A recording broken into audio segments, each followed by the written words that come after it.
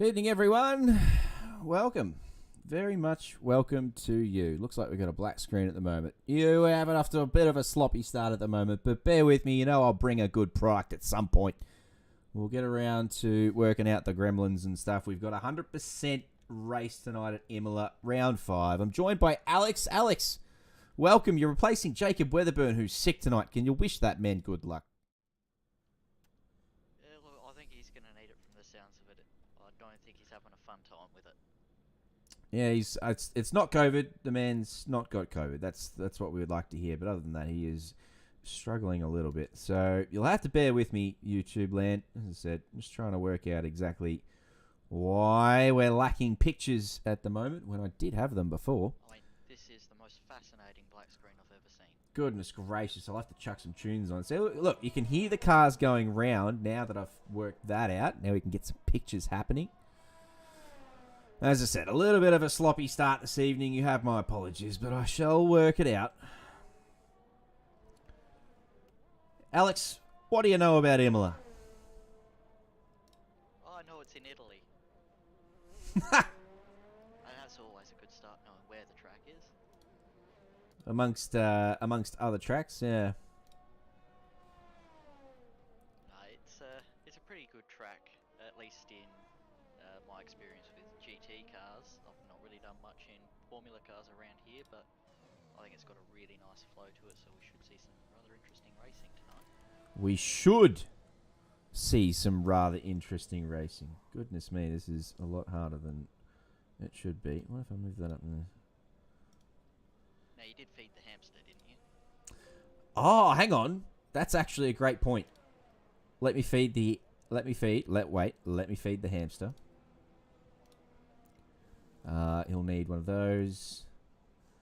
A couple of these. No, he didn't like those.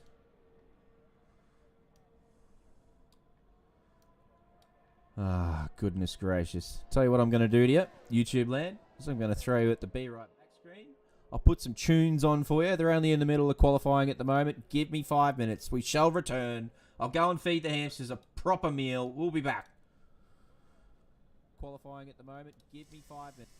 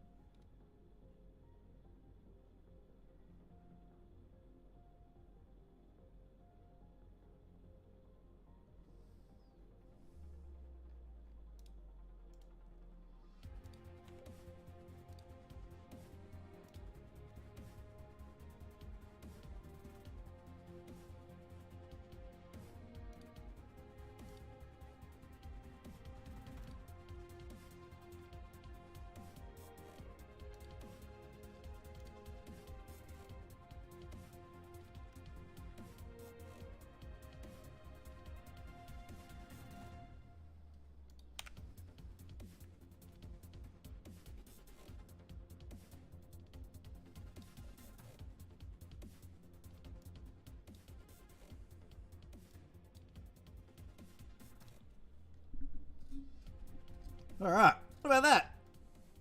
Can you see what I can see? Oh, I believe I can. YouTube land. If you're in chat, help a brother out. Hang on. I can't even see YouTube chat. Jesus, I'm so far from organised. I'm sorry. It's been a long day. I've got home. I've hardly had time to fart.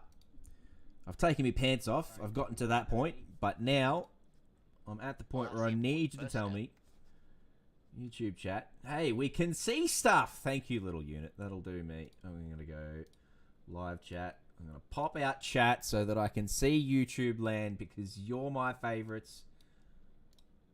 I'm going to get rid of that. I'm going to expose that. And then I'm going to go over here. And we should have... No, we've probably got no noise down there, don't we? Hang on.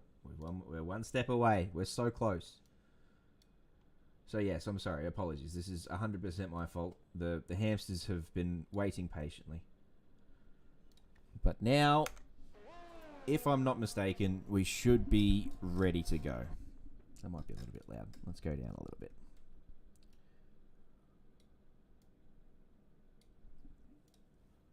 Oh, it took us a while, but we got there. We're missing a few graphics, but we have on-track action, so let's just go with that for now. And apparently I'm a bit quiet, so not sure if you can turn me up at all or not. Yep, I can do that too. Where is Alex, the great man? There he is. Turn him up. Boost. Yes. Track maps on. Telemetry's on. Suma's on screen. Last week's winner at Monaco. It's happening.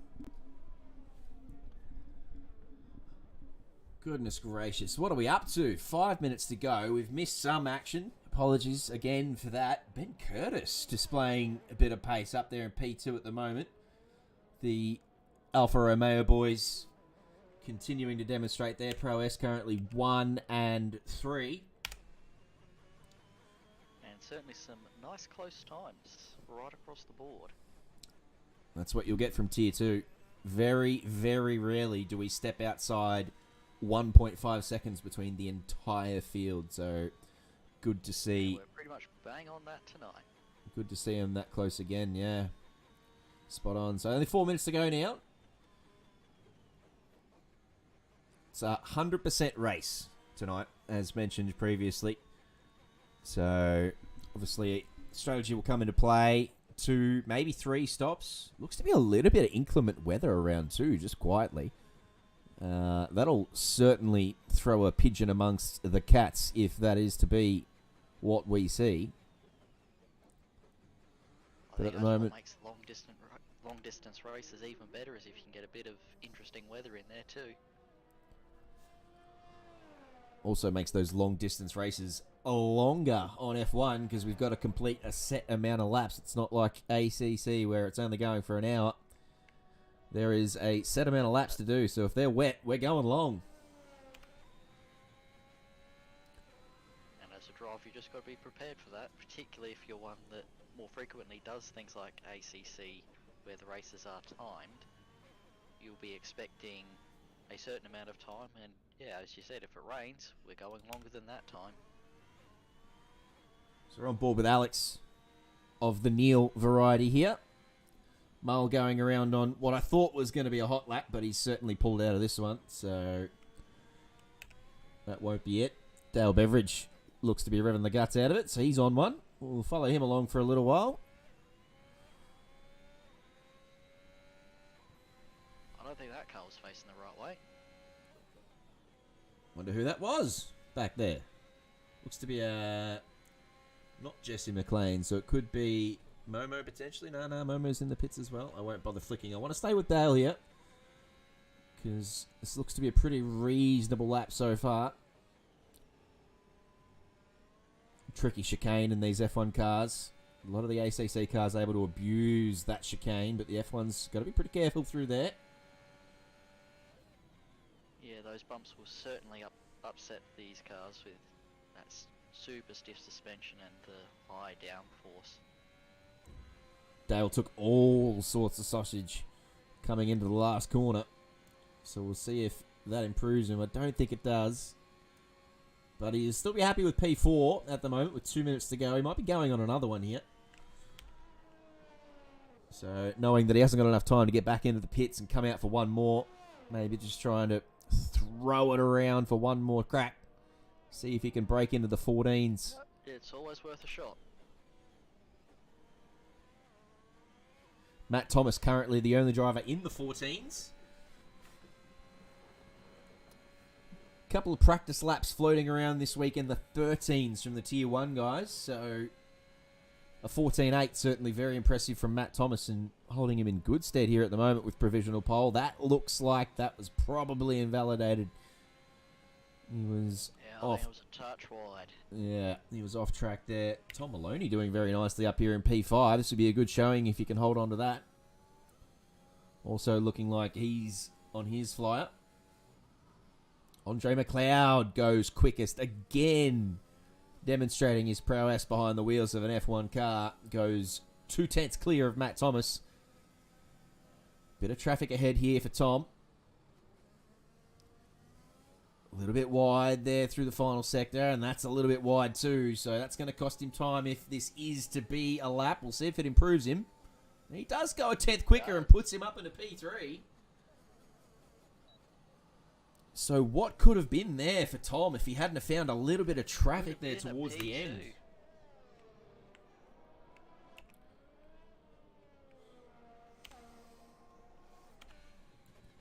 So this drops Neil back to P6. I reckon he'll be wanting to get into the 14s.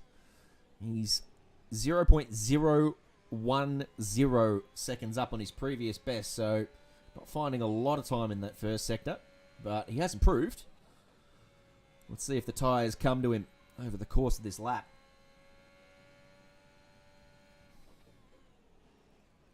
Oh. That's not going to help things. Did manage to save it. Diabol's doing a good job of jumping out of the way there.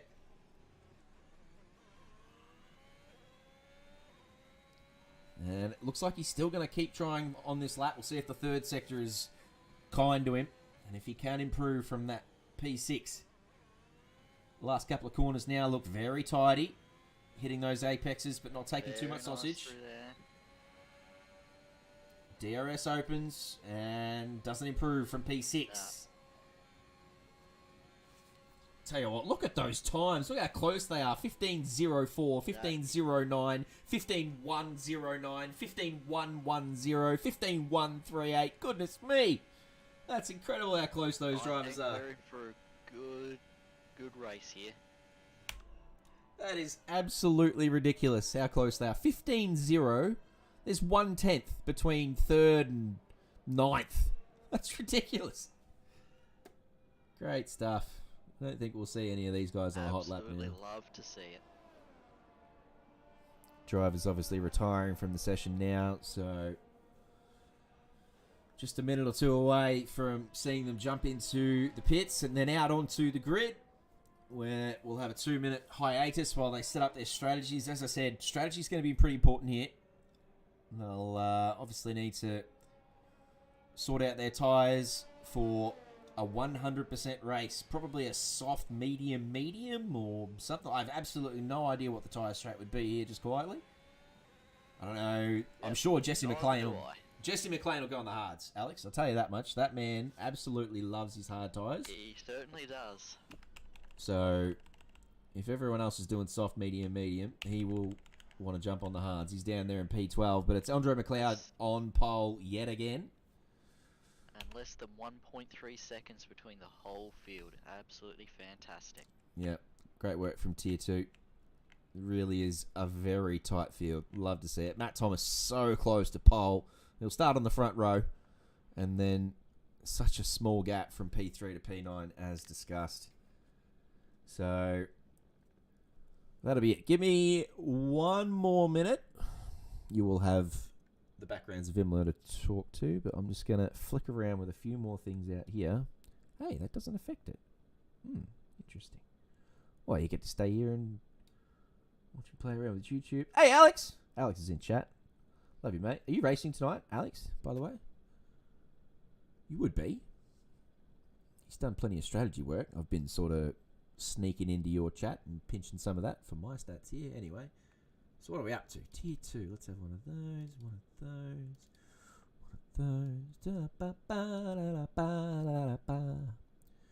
I've got the heater on. I've got my dinner here next to me, going cold as we speak, but that's fine. No, it's all right. It'll be good cold. Lovely wife whipping that up for me. She's like, come down for dinner. I said, no, darling, sorry. No time. I've got YouTube chat waiting for me. I've been looking forward to talking to them all day long. Imola is a super fun track, much better than Monaco. I'm going to disagree. Alex, your thoughts? I've never gotten on with Monaco, so I would agree 100%. Right, okay. All right. Fair enough then. No, I love Monaco, and I don't really like Imola. I've never really had a good experience at Imola. Imola and Kyalami are two tracks that everyone sort of loves, and I just really don't get along with them. So it's probably my style of driving. It's definitely a me thing if everyone else loves them. But no, I'd prefer Monaco. Hello, Danny. Last to first challenge from Danny Wong tonight after getting a qualifying ban after a little expedition into the wall last week, which the stewards took offence to. So in Tier 1, Danny will be starting from the very back of the grid. And yeah, doing the last to first challenge. And I wouldn't be surprised if he breaks his way into the top 10, especially with 100% race in front of him. Plenty of time to make those spots back up. And he's a very, very quick man, Alex. So expect Danny Wong to go from last to at least the top 10, I reckon. I'm certainly looking forward to it. Still grey skies here. Not looking like it's going to rain for the start of the race, but we could see some rain develop as the race goes on. Wouldn't that be spicy? Goodness me, it's already a slippery track here at Imola. So throw a little bit of rain in there and we haven't seen a safety car for a while. I'll tell you what, we didn't see any safety cars last week at Monaco. That was mildly disappointing. Good chance of seeing them tonight, I reckon. Yeah, I think, particularly with that kink on the front straight, that does tend to trip people up a little bit on that opening lap. So it could be quite interesting there. And I think the track also does narrow a little bit towards that first chicane. F1 cars are a lot skinnier than GT3 cars. I wonder if they can fit 3 wide. What do you reckon 4 wide? 4 wide down to turn 1? What do you reckon? Oh, hey, here's a question for you, Alex. Give it a shot. Is turn 1 the kink, or is turn 1 the start of the chicane? Technically, turn 1's the kink, but you know. Yeah, I reckon it's the chicane. It's not really a turn if it's not a turn. Yep. If you don't have to turn the wheel, it's not a turn. So it shouldn't be called a turn. Anyway, it is what it is. On the track map, it's turn 1. So as they head down to turn 2, we'll keep an eye out for those 4 wides. Alfa Romeo currently leading the way in the Constructors' Championship here in Tier 2. As you said, Matt Thomas and Neil Alexander have had a very consistent season so far. They're currently 60 points clear of the Alpines. And it is fantastic to see Mullock back behind the wheel again. Isn't it ever? 100%. Yep, we've said that a few times already this season. He does like Imola too, so expect a good result from the great man. He will be chomping at the bit to get out there. And starting from the front couple of rows, I think he started P6 if I remember correctly. So we'll jump out on track. We'll watch those lights go red. 2, 4, 6, 8. Bog in, don't wait. 10 lights are gone. They're out. Let's go. That's a great start from Andre McLeod. He has torn away. He will not be challenged down into turn 1, I wouldn't think. Although the Williams there of Tom Maloney has had a great start. He's come from P3 to chuck it around the outside. But it is Andre McLeod into turn 1. And then we have the rest of the field filing through pretty well. So great start there from Andre. And no yellow flags to speak of. So great work from Tier 2. Getting away pretty cleanly. They definitely did not leave anything behind on that start, that's for sure. But yeah, Tom Maloney getting a great start. And Dale Beveridge also jumping. So Matt Thomas not quite getting off the line. He's being chased around by Diebols now. Neil Alexander also holding position. But yeah, great start from Andre and Tom Maloney, respectively. Jasmine on board again tonight. DNF'd last week, so he'll be looking for a better showing this week. Currently in P11, chasing around Suma, as we said, last week's race winner in Monaco. We do have a yellow flag back in Sector 3, but it looks to have cleared up pretty quickly. Yeah, it looks like just a little bit of a gap starting to form at the back there, so maybe someone's just had a moment on the exit of the chicane. So 1 lap down out of a total of 63. It is Andre McLeod, Torterra leading the way. Tom Maloney not far behind him. He is right there, and they've created a small gap to Dale Beveridge just quickly. That's a good start for those guys. And Diabol's also starting to pull away from Neil, although as I say that, Neil closing the gap. So with Ben sort of dropping about a second behind Matt Thomas on that first lap, Neil may be looking to make a pass here on Ben pretty soon so that he can stay with that front group and get DRS on them. Yeah, you might have 63 laps, but you definitely don't want that front group to get away too much. Suma not having a great start, dropping a handful of positions. Jesse McLean also dropping 3 positions. Mike Denoli had a great first lap. He's picked up 4. And there's a couple other green lights there too from drivers moving up, shuffling positions. So good start from them.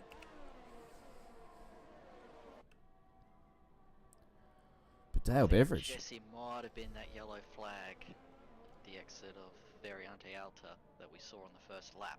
So that might be why he's dropped a few positions there. Just dropping a handful of positions. I wonder what tyres did that man start on? Is they surely hard tyres? Yes, they are. There's no other option. That man loves his hard tyres. Jesse Hard Tyre McLean. Jump on board with Tom, who has the purple lap here at the moment. And just staying within this 1 second gap of Andre. DRS open this lap. Don't know how many DRS zones there is. I'd say there's only the one based on the track map there. The one on the start-finish straight. Would be a very, very long DRS zone down that straight, though. It's a big, long straight. Yeah, I think that's where we're going to see most of the overtaking happening tonight. Though that won't help him stay in that range. And that's going to open the door for Dale Beveridge to have a look around the outside. Tom doesn't make it easy for him, though, and sends it through the chicane and holds the position, so...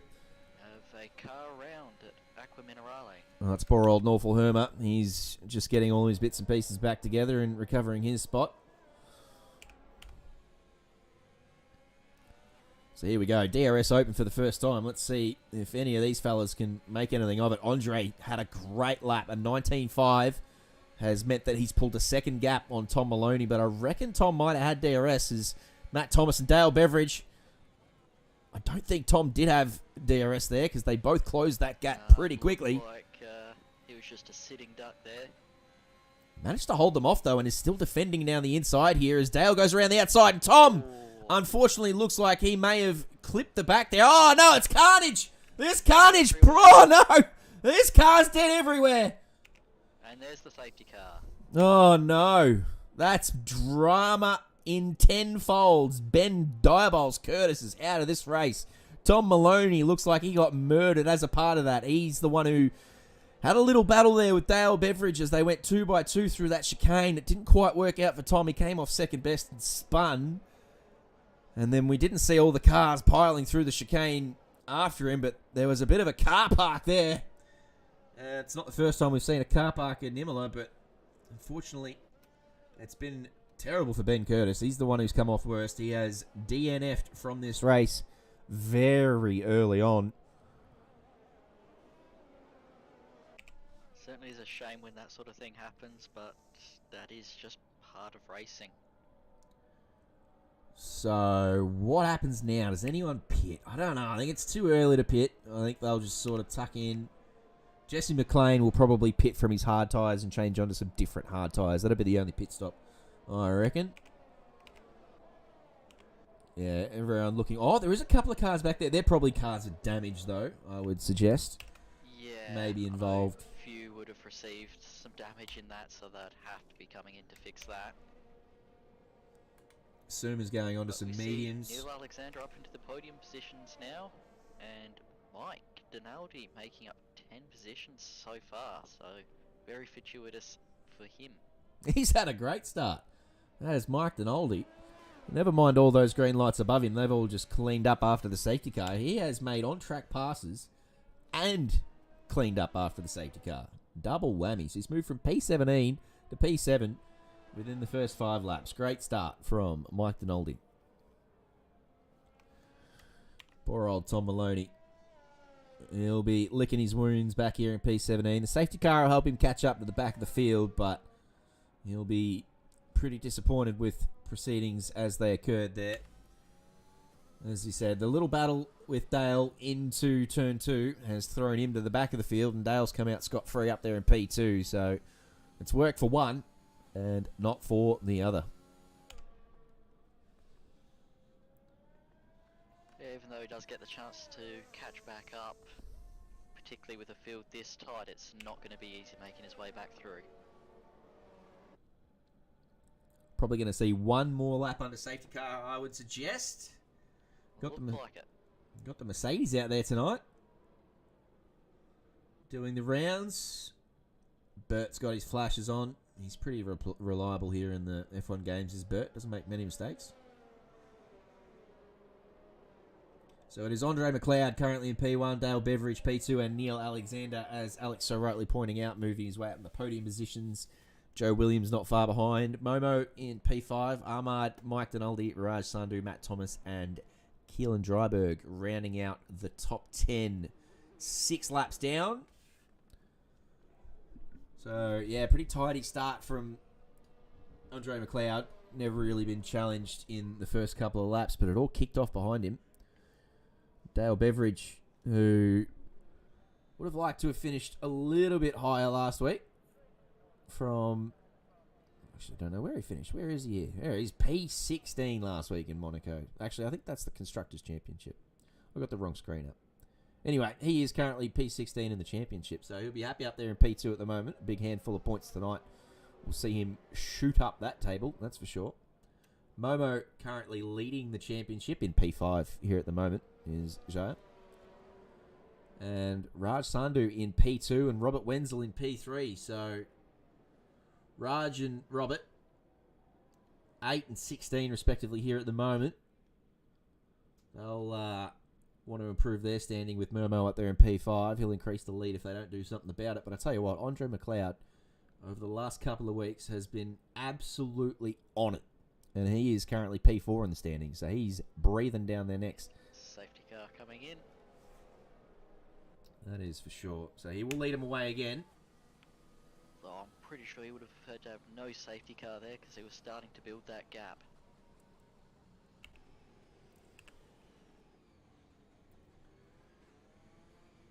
If his pace in the first couple of laps is anything to indicate, he'll probably just save his battery on this first lap. Oh, Andre's... Tell you what, Neil got a great start out in the last corner there, and I would not be surprised Absolutely flying. if he gets a nice little tuck up here. Does he have a look around the outside? No, he's patient. He watches Dale have a go at Andre down the inside. Andre outbreaks himself, I tell you what, and he took a fair bit of sausage there. So Dale's going to get a good run out here. This is the same corner where we saw Dale come together with Tom Maloney. Dale perhaps a little bit more careful that time. Allows Andre to keep his position, but that's some good racing there between those two. Neil just biding his time here. And Joe Williams and Momo also watching on with great interest. But you don't need to push just yet. If you can have the leaders fight like that, it'll keep you in the hunt if something goes wrong. Back in the field, we've seen these three just not quite get off to the start they were after. Decker's sort of falling off the back of Norfolk, and Suma and Tom Maloney stuck behind them. The biggest mover so far has been, as we said, Mike Donaldi. He's got Raj Sandhu behind him, but he's chasing down Ahmad Jasmine. And he'll be well aware that Ahmad's not been as consistent as he would have liked to have been this season, so he'll be keeping an eye on him. A very sharp eye indeed.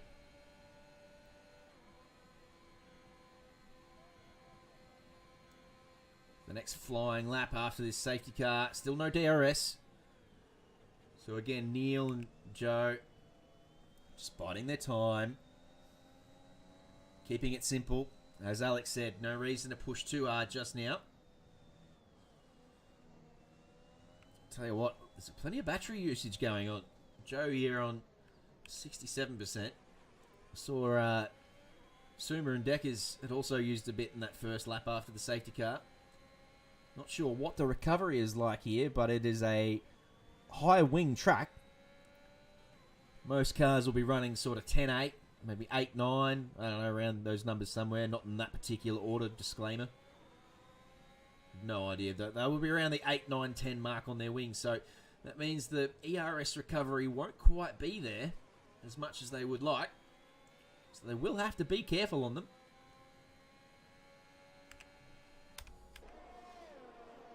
I'm just wondering if they've been using it to try and just make sure they stay within that 1 second gap for when the DRS activates again. Yeah, very astute call from you. That is exactly what they'll be doing. Speaking of DRS, it is open now. So they won't get it in this first zone because the detection zone is prior to the start-finish straight when it was enabled. But the next time they go past the start-finish straight, it'll be all guns blazing. Suma is pitted. So I'm not sure whether he's got a little bit of damage or what, but he did sort of drop 2 seconds behind the rest of the field there. So maybe just a little bit of wing damage for the great man. Last week's race winner. Not the greatest start for Suma tonight, unfortunately. Tell you what, Momo's... See that gap opening up for the top three, almost 2 seconds. And the first of the track limit penalties coming in. Oh, that is early from Keelan. He actually was the first to get one in Monaco last week too. And I think he had 6 seconds before the rest of the field had 3. So Keelan not quite getting the track limits again tonight. Tom Maloney grabs 3 as well. Momo all over the back of Joe Williams here. He'll have DRS here. I think with the DRS this will be a done deal more than likely if he gets the exit. Joe looked like he got a reasonable exit, but it's not going to be enough to hold off the fast-charging Momo. He's going to go bang straight past him. So Joe getting swallowed up by Armoured Jasmine as well. Joe, the only one there without the DRS, gets done by 2. Absolutely mugged on the straight. And now Mike Dinaldi, he's blasting his battery to try and open up an opportunity, but it is only down into turn 2 that I would suggest many moves will be made tonight. I think that just shows that you don't need any more than 1 DRS zone here. Yeah, spot on. It's a super strong zone, as we said, so long.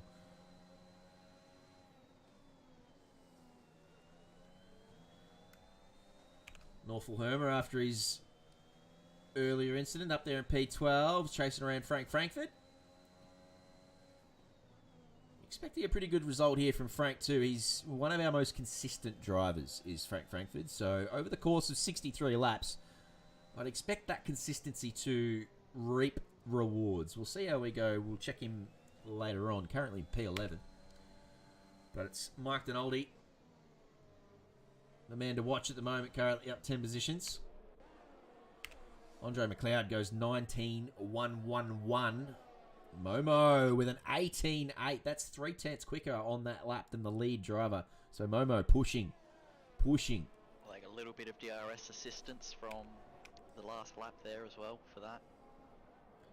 Oh, Mike Dinaldi and Joe Williams went side by side into turn 2 there. It didn't come off for Mike Dinaldi.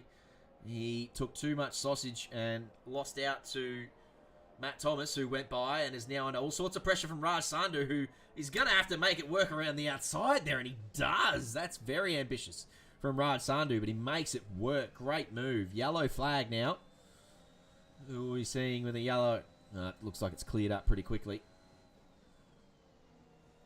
But yeah, what a move from Raj Sandhu. So Mike Dinaldi got swallowed up a little bit there after trying to go side by side through turn 2 with Joe Williams. Joe himself now under a bit of pressure from Matt Thomas. We have another yellow flag. Aqua Minerale again. That looks like Norfolk. I didn't want to curse him, and I tried to drag the camera away from him, and it didn't work. He's down there in P16 now with only the already pitted Suma behind him. So Norma's obviously come unstuck there somewhere. Dale Beveridge is within DRS of Andre McLeod, and he's closing the gap, but he's probably not going to be close enough to make a move there, I wouldn't think. Matt Thomas looked like he got one done during DRS. He will go past Joe Williams.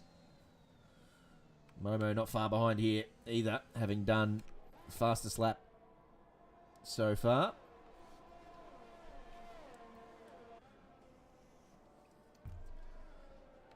Can't have a look at these tyres. Maybe the tyre choice is also obviously playing a part in these changes. There's all softs on the front runners, but that makes that move from Raj Sandhu even more impressive. The fact that he's on mediums. Very tidy.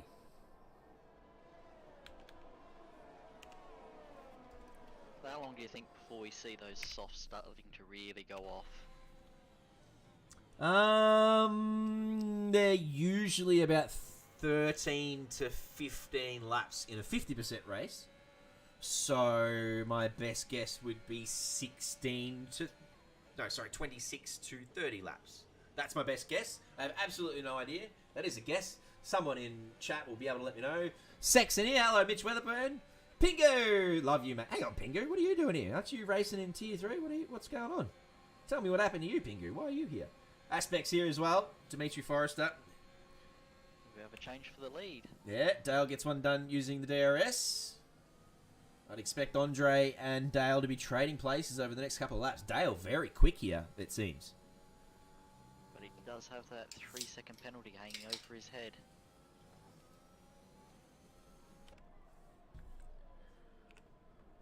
So yeah, I'd say sort of, I don't know, lap 20, anywhere from lap 25 to lap 30 is when the softs will have to be changed. But as I said, that's just a guess based on maths and the fact that we usually do 50% races. And so yeah, I could be no way near it. Just throw a dart at the board and see what comes up. Neil doing very nicely. Hasn't been on camera a lot just yet, which is when you know he's having a good, consistent race. No spins, no balks. Isn't being passed. Yep, he's just dropped off the lead pack a little bit, but he's got a nice gap behind as well. So he's just in that little spot where you just keep cruising and just set those consistent laps. So let's see if Andre can get P1 back here. He's currently got 34% battery left. He's using it. Dale's got none. You can see that red light flashing on the back of Dale. So Dale's used all his battery in an attempt. He's down there at 10%. So whether or not Dale can get that back next lap, just giving it a little squirt there to stay within range of Andre. So it will be these two battling over the next couple of laps. We'll see if either one of them can break that DRS gap.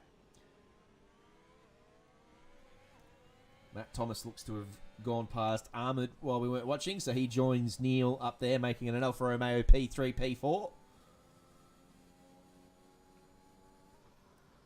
Apparently I'm still really quiet on YouTube.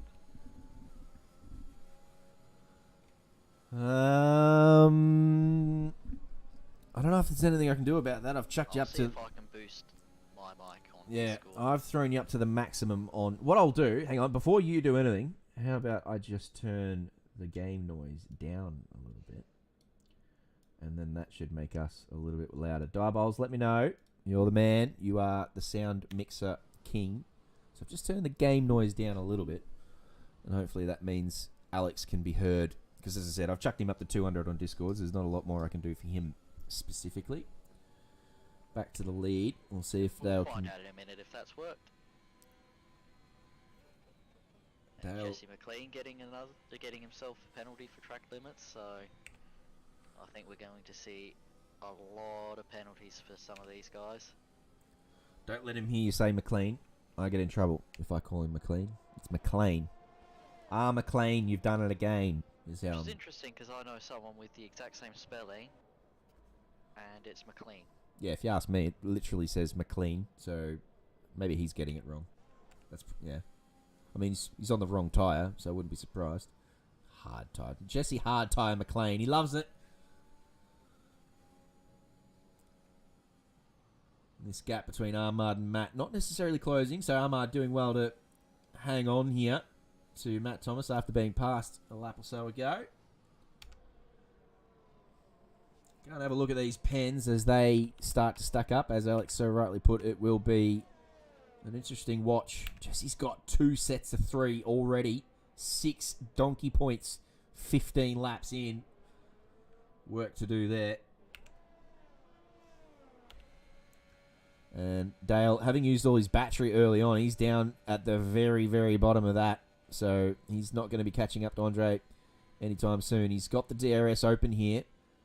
But the fact that the DRS only brought him within 8 tenths, if Andre can have a good lap here and break that DRS, that'll put him in really commanding position for the rest of this race. As you said, Dale currently holding a 3-second pen. And Andre will just love not having someone behind him on DRS. He'll just cruise away, I would suggest. It just shows how critical that battery charge is. Even with the DRS, if you don't have that to help you out, you're going to really struggle.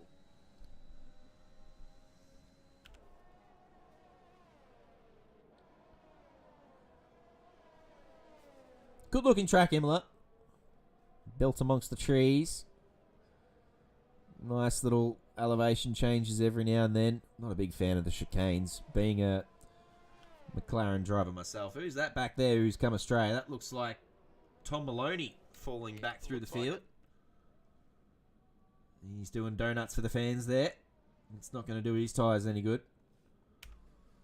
So he's just gone through the chicane there and come unstuck. Norfolk also having a spin earlier on.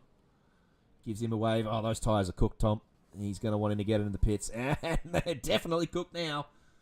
Goodness gracious. Yeah, he's going to have to crawl back to the pits or he'll do another donut. Oh, it's just they're on fire, those tyres. I don't know what's happened to Momo. We were watching him up there in the top 5 before. We must have missed what's happened to him. So unless he's done a pit stop already and is happily cruising about down here on a different strategy. He's on the mediums, so I think he might have come in for a stop. Tom hasn't pitted, interestingly. Those tyres would be on fire. So he said, nah, stuff it. I'll stay out and see if I can cool them down and make them work because it's too early to pit. Fair enough. He'll have to carry on. Suma's caught back up to these boys too after his early escapades.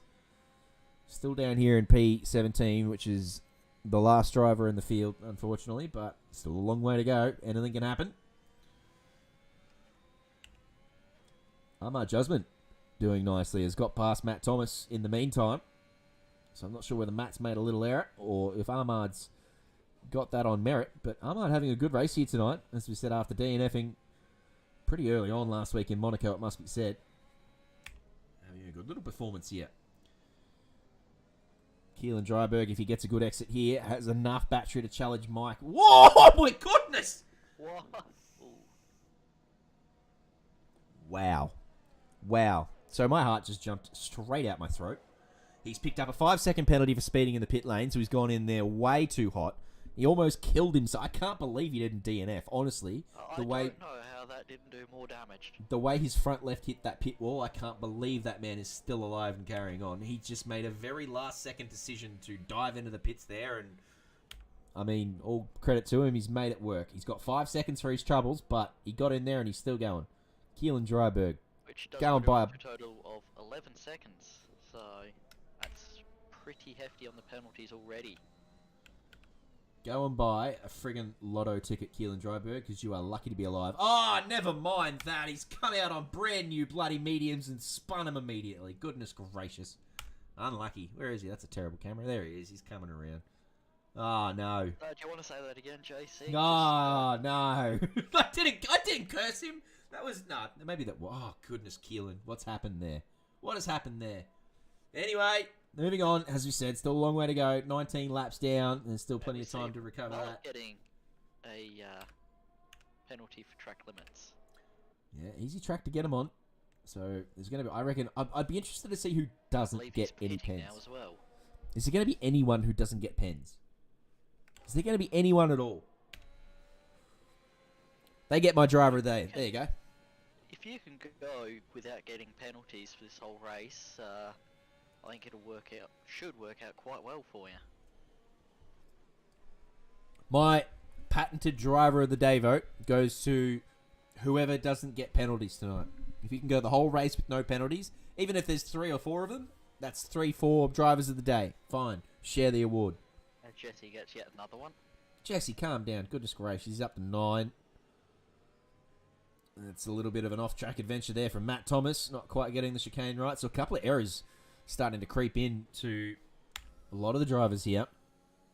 There's a long way to go. So I don't know how many of them actually practiced the full 100% this week. That'd be an interesting question to pose to the Tier 1 drivers in chat. Were there any 100% race practices done this week? Because generally we only have 25% races, 50% races. The endurance part of it doesn't come into those races. That you have to be fit, you have to be mentally strong. It's got to be all there when you're doing these 100% races, and you got to practice it to be good at it. So I am interested to know if anyone did any 100% practice. Hello, Spidey. Welcome to chat. Sorry to see you not participating in the rest of this season, my friend. Tell me why. Or if it's personal, don't worry. I don't know. You don't have to tell me why. That's fine. But when I got that message this week, I was very sad. You're one of my favourite drivers, so sad to see you go. But hopefully see you back in the next series when 2022 comes around. Diabol's was bloody unlucky. I'll give you the tip. It wasn't his fault whatsoever what happened. There was just a bit of a car park that occurred in the chicane, and he turned up late and just got messed up in it, unfortunately. So that's why he DNF'd.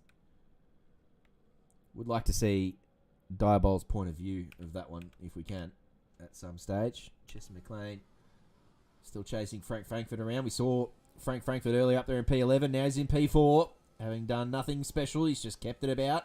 No penalties so far. Doing very nicely.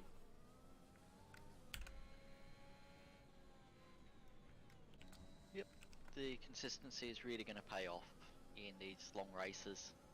You can keep your nose clean, not get those penalties, and just set nice lap times, particularly if you can find yourself some clean air. You should, at the end of the race, have a decent result out of it.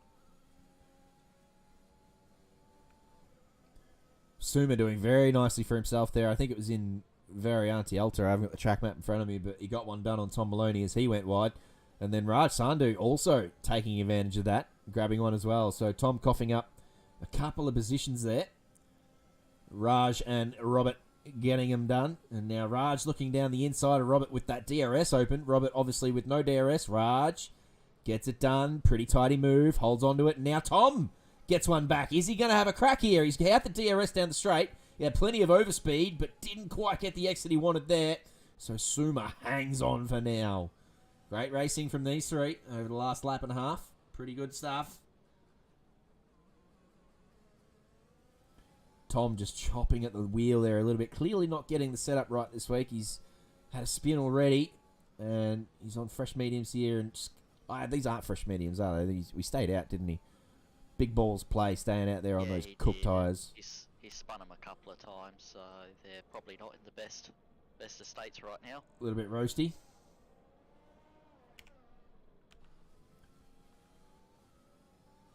Jesse's still chasing Frank around. Frank using up that battery, trying to stay clear of him, but Jesse's going to have DRS here. So let's see if Jesse can make this one happen. He probably will. He does. On the hard tyres, Jesse McLean moves up to P4. So what happened last time? Williams and Mercedes were side by side down there. Oh, that'd be Russell and Bottas when they... Yeah, that was an interesting one. That was, as you said pre-race, the kink really coming into play with that one.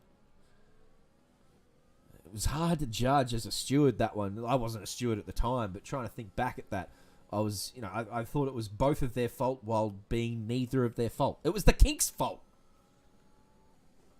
It's one of those things you could quite easily chalk up to a racing incident, I think.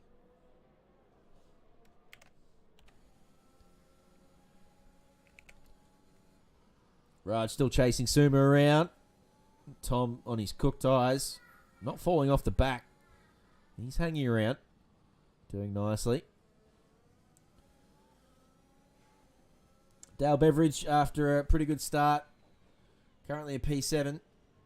He's got Neil and Matt Thomas, the two Alfa Romeos, behind him. You can see him out the background there as they round the final bend. So they won't have DRS, but Dale certainly has DRS here on Andre McLeod. He's got no battery, but the DRS might just be enough. He's going to send it around the outside. Andre's going to defend the inside, but I think Dale's got that one done. Took a fair bit of sausage there, though. I wonder if that's opened up the door for Andre to have another go down the inside here. Not quite.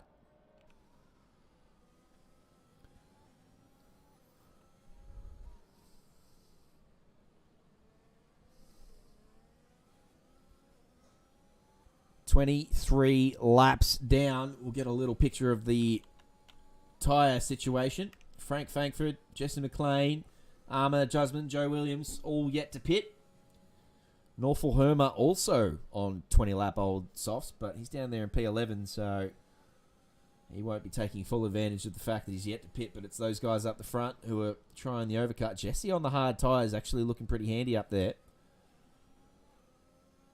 He does love a hard tyre, and making it work here again tonight, although those big bag of donkey points is not going to be helping him. That's going to drop him a fair way down at the end, I think. But you never know, it's still a long way to go yet, and we just don't know how long he's going to keep those hard tyres working for. It's a three-way battle down here into turn 1. There goes the kink. Into turn 2, there you go. Dale Beveridge looks like he's going to make it happen. Oh, plenty of sausage there from Andre McLeod. Managed to keep it straight and narrow. That's good driving from all of them. Frank Frankfurt getting absolutely mugged by Dale down there. So Dale moves his way back up to P4. He'll be happy with that. Ahmad Jusman currently leading the race, if you don't mind. That's a great first 24 laps for him. Just cruising around, doing his own thing up here at the moment. He's 15 seconds clear of Deckers, who's pitted, but he'll have to pit again, obviously. He's just cruising around up here. He's doing his own thing. Good work, Ahmad, after DNFing last week. Good start so far. Still a long, long way to go. Oh, and then he's just grabbed a pen too as we're on board with him. And he's staying out another lap, so obviously thinks those tyres are still working for him.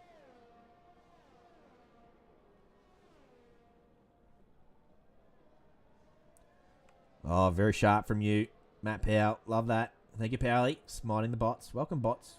I haven't seen you all night. Good to see you in chat. I love your work. It's not the last we'll see of him either. Oh, no, but yeah, no, they'll be back. I can't believe that there are that many bots. Like, they just create new ones daily and they look the same, but they're actually different. No, they make me feel very warm and fuzzy with their messages of wet girls and naked ladies, the bots. So they're always welcome in chat until they are not. Well smited, Matt Powell.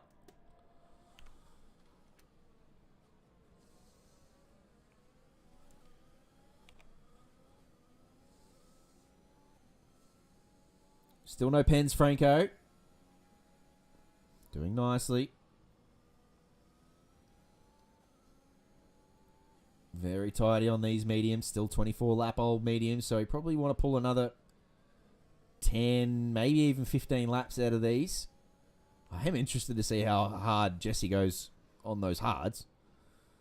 Whether he wants to sort of drag them out to the full 50 laps that they're capable of, or whatever it is, probably 55, something. And then maybe just pull out the last 8 to 12 laps on soft tyres. And crikey, if you got a safety car in the last couple of laps, Jesse would be swinging from the rafters. He'd be a very happy man. It's all about whether he can keep the pace in them for long enough to hold on to positions.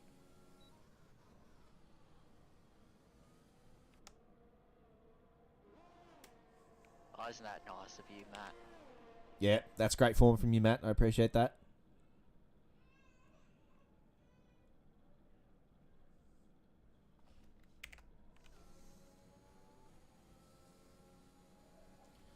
So just gazing my eye over this.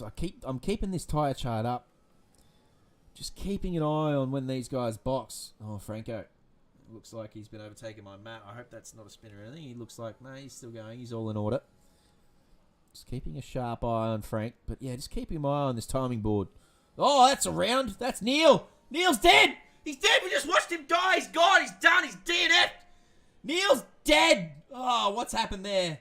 That'll be another safety car. In they come. Those guys who haven't pitted yet. Ahmad has already crossed the pit straight. That's not the worst timing. Oh, that hurts for poor old Ahmad. Goodness gracious. That's boned him as much as it's boned Neil. Declan surely comes in here. Dale Beveridge is only on 5-lap-old medium, so he probably stays out. Andre McLeod will follow him around, so they will go back to being P1 and P2, and they will charge up their batteries, and they will resume hostilities once the safety car departs. Penalty for speeding under safety car. Oh, really? Who was that? That was for Narful. Oh, Norfolk! So, just from bad to worse for him. Oh, Norfolk! So he's gone onto the hard tyres, he's pitted, and he's sped under the safety car. That's not ideal. Goodness gracious. Not ideal timing for anyone, really. Poor old Neil. I don't know what happened to him. We watched it. I sort of just watched him spin into the wall. I'm not sure if he got a touch from someone or if he just lost it. I don't know what happened. He got a track cut penalty just before, so I'm wondering if he's run wide and the anti-cuts have just unsettled the car and spun him round into the barrier. Yeah, right. Well, that's disappointing from the great man. He was very excited for tonight. I know that he's put in a fair bit of work this week to bring us the best result, but it's not worked out. Out he goes on lap 26 and brings about our second safety car here in Tier 2. Why can't I see the amount of penalties? There we go. So drive-through yet to be served from Norfolk. Obviously can't do that under the safety car. But as Alex very well spotted from you, what was it? Speeding under safety car. Yeah, big no-no. Big naughty boys. But yeah, as I said, very interested to see now. Dale Beveridge back up in a P1 with Andre McLeod behind him. And these guys, they'll charge their batteries during this safety car. So we get to see that battle resume. Matt Thomas now joins in on that battle. All of them with 3 seconds apiece. So not really being nullified anything there. They're all on 7-lap-old mediums as well. So the top 3 all very evenly matched here now.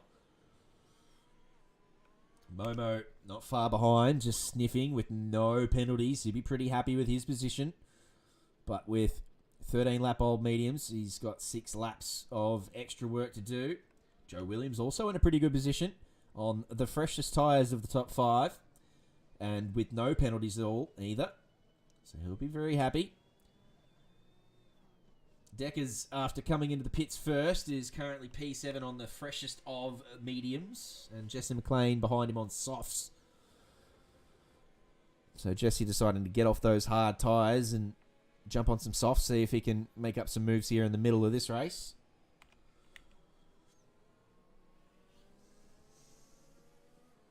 I think this will be a very fun safety car restart. Wonder if we're going to see one more lap here. Keelan Dryberg still coming through Sector 2, so I think the safety car will probably do one more. Last time it said that it was coming in around Variante Alta, so if it's not said that yet, I think we've got one more lap. Well, while we have one more lap, I'm going to go click over here. And I'm going to... Hey, Don DeFiti's in chat! Hello, bro! Love you, my friend. Good to have you in chat. Why is that? Oh, right, because... Okay, and then we'll have that one. And... What else did I want? Constructors, drivers... Go... Yeah, bear with me, chat. I know you can't see much right now, but I'm just doing some business while I'm over here. While we've got a little bit of pause in the safety car, so I can give you more information and better content.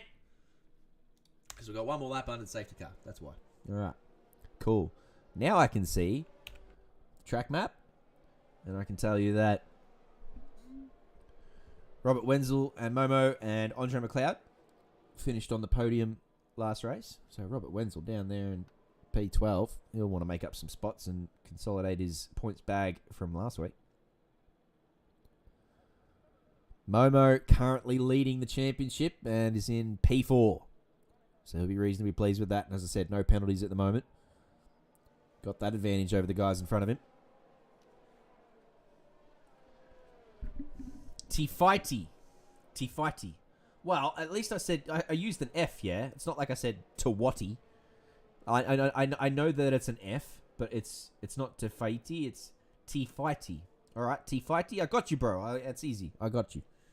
I won't forget it. Considering you have the memory of a senile goldfish, I wouldn't. I'll make that probably promise. forget it. I'm not making that promise. That's a great call from you.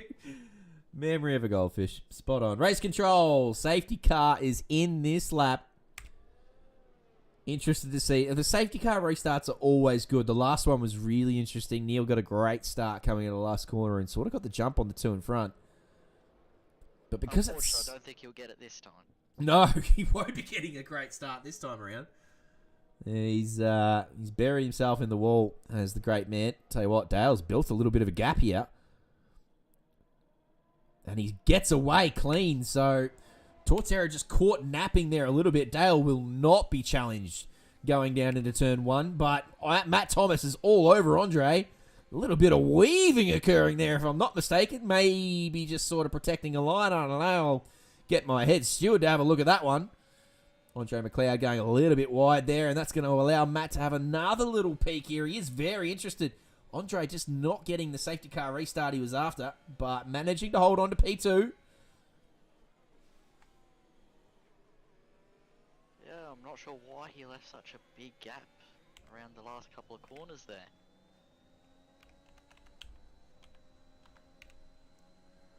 Apparently I'm still quiet, so I will turn up my volume on my end, see if that changes anything. Yeah, I don't know. I'm sorry, I can't make him any louder on my end. There's nothing I can do about it unless I just really just start hammering that down, but then you can't hear the game. We'll try that. Well, never mind, I'm already at max on my end, so... But I want the people to hear your tones, Alex. That's what yeah, I'm not sure what else to do. Shout, Alex. No, we don't want that. Anyway, I don't know. Hold on, if I put the microphone in my mouth, it might be louder. Yeah, as I say, a few little gremlins tonight, unfortunately. As I said, didn't have a lot of time to prepare for today, so it's my apologies. It's certainly on me, that one. I got home with about 10 minutes to spare before the stream and get things ready to go, and I wasn't ready. So it's definitely my fault. My apologies. At least we've got a stream. Send all your hate mail my way. Neil Alexander, the great man's in chat. What happened? Tell us what happened. It wasn't on stream. No, it was definitely on stream. It wasn't a curse, though. We weren't on board with you. So, yeah, we just saw you around here. Just get a little bit sideways, and then we saw you in the wall, and then we saw your left front tyre flying off into the distance, so we knew it wasn't good. Tell us what happened. I won't comment. Oh,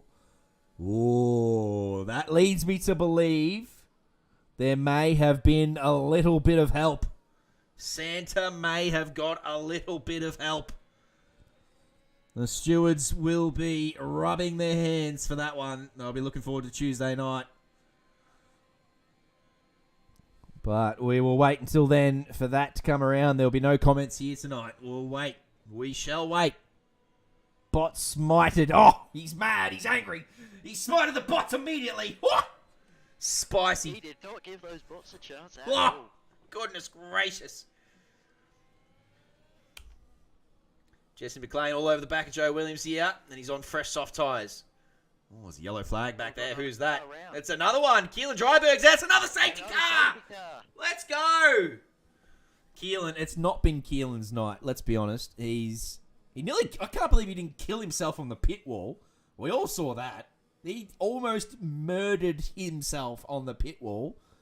So the fact that he's gone now is probably fair enough. Maybe a little bit of late karma coming there for Keelan. So he's out. That's another one down. It is as much a race of attrition as last week. Monaco, you got to keep yourself off the walls. You got to concentrate for the whole time, otherwise you die. But the fact that this is a 100% race, it is just as much a battle of attrition as last week. And I don't think a lot of these drivers would have done 100% practice this week. So it was a good clean start to the race. We watched that first turn, first lap, first couple of laps, and we thought, yep, nice and tidy. Penalty for speeding in the pits. Oh no! But the error's just starting to creep in now from these Tier 2 boys. Plenty of penalties starting to stack up. We've seen drive-throughs for speeding under safety car, speeding in the pit lane. We've had a couple of DNFs now, a couple of incidents, plenty of spins, plenty of cooked tyres, plenty of donuts. It's just really starting to demonstrate how hard it can be to drive these cars for this long, which is why we love these events. It is a different kind of race.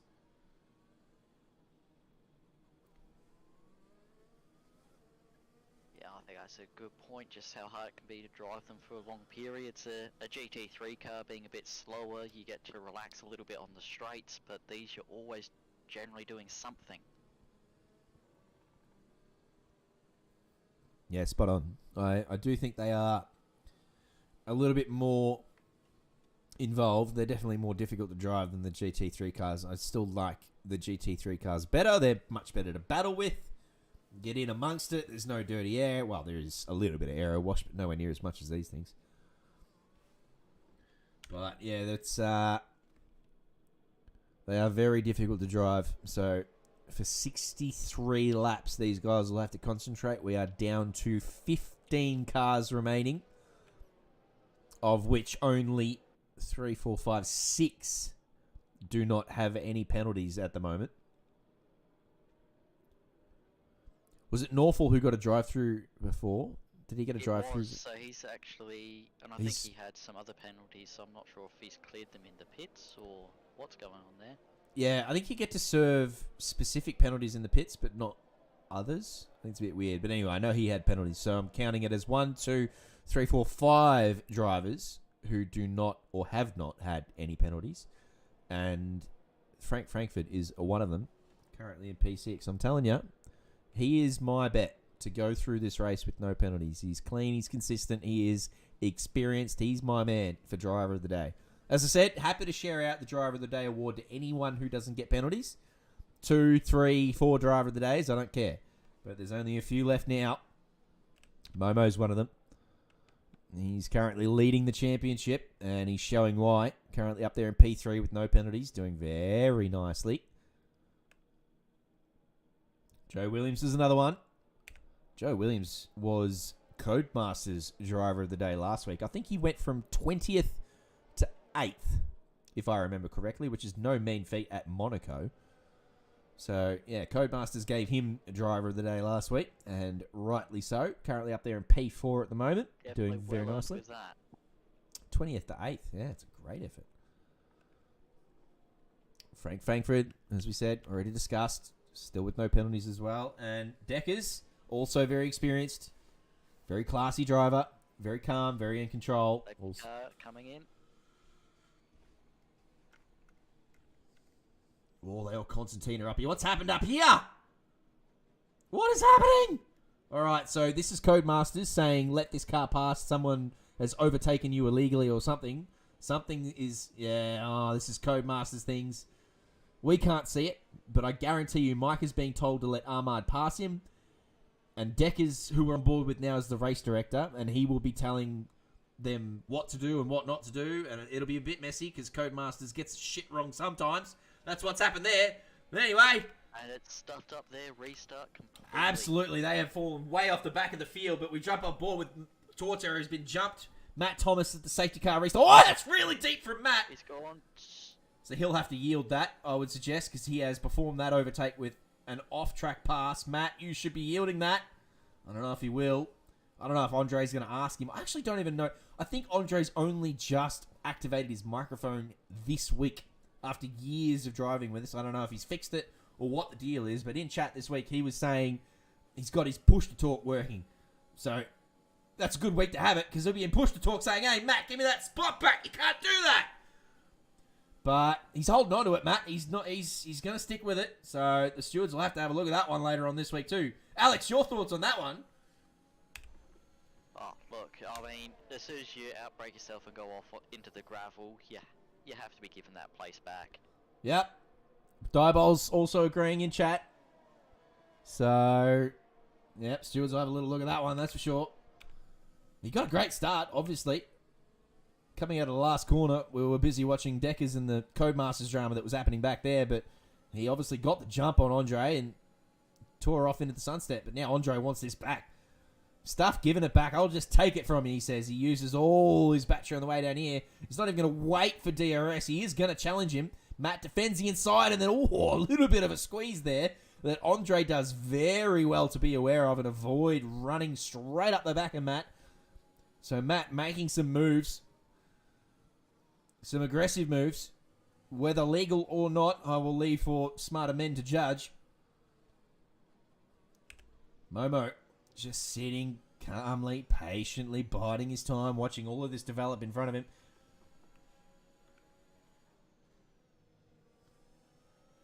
And Jesse McLean also staying here with this group. They've developed a bit of a gap to Joe Williams behind them. But Jesse on his fresh soft tyres doing nicely to stay with these guys at the moment. I say fresh, but they're 8 laps old now, so they're not particularly fresh, but they're obviously still a better quality tyre than a 20-lap old medium.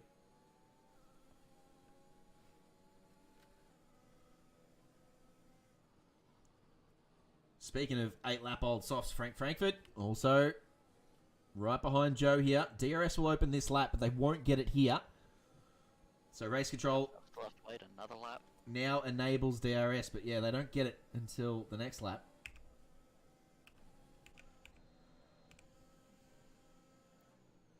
Jesse McLean down into turn 1, gets one done on Momo. I thought Joe was going to have a little... For the DRS.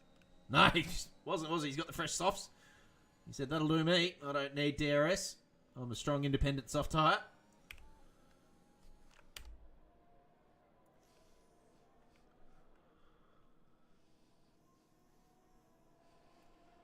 So we'll just watch them come around the second and third sectors here. And then we will wait for the DRS to open up. And with all these cars within that DRS zone, there's a bit of a train that's formed behind Andre, who's dropped off the back of Matt. It must be said. But yeah, everyone behind him sort of within a gap of a little under a second as Jesse grabs himself There's another one. another 3 doggy points. I believe that's number 4.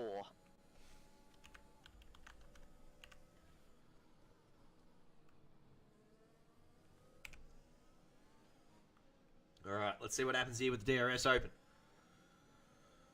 Franco also here and abouts. He got a good run out of the last corner and has done a purple lap. So he's flying. Up in front, we can see Jesse McLean going past Andre McLeod into P2. So he gets that one done. Holds onto it nicely. Franco not quite having the pace. Most of those softs. Yeah, he has to, doesn't he? Especially with all those penalties hanging over his head. But there is a case of have to, and there is actually performing it. And he's doing it.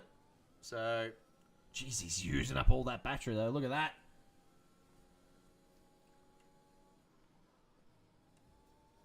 He wants to get within that second. Can he close down Matt Thomas? Great. Great observation from you, Alex. He is trying to close him down. Matt's got plenty of battery left, though, so I don't think he'll be too concerned.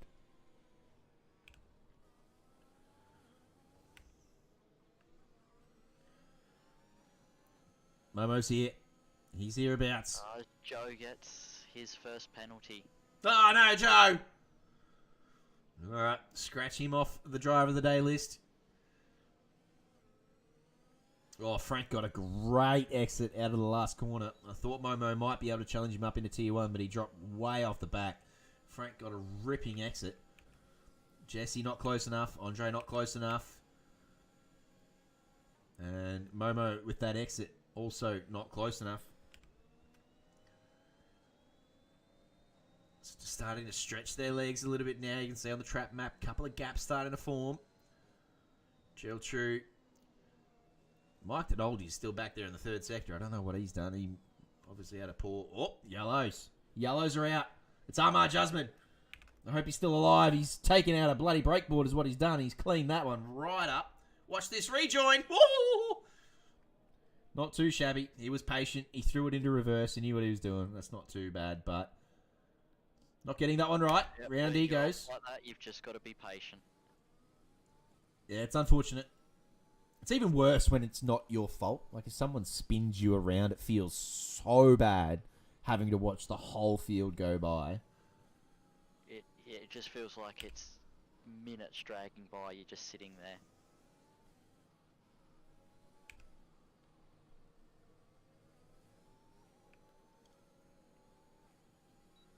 Frank's used up all his battery. Andre's got stacks of battery in front of him, but he doesn't have DRS. So this is a battle of DRS versus battery. Andre using his battery in front of him. Franco here with his DRS open with no battery to spare. And you can see the gap closing a tiny bit, but nowhere near enough for Frank to make a move. So Andre hangs on for now. But Frank will just want to stay within that second of gap so he can keep using the DRS to potentially build a gap behind him. I don't think he'll be building out from Momo. Momo's very fast and has been in very good form this season. Tell you what, Tom Maloney, after a couple of early errors, is back up here in P6. He's flying along nicely too. So don't count him out just yet. 9 seconds of penalties not doing him any favours, but the front runners have penalties. So he'll be considering himself part of the discussion. Yeah, and it's really going to come down to those penalties, I think.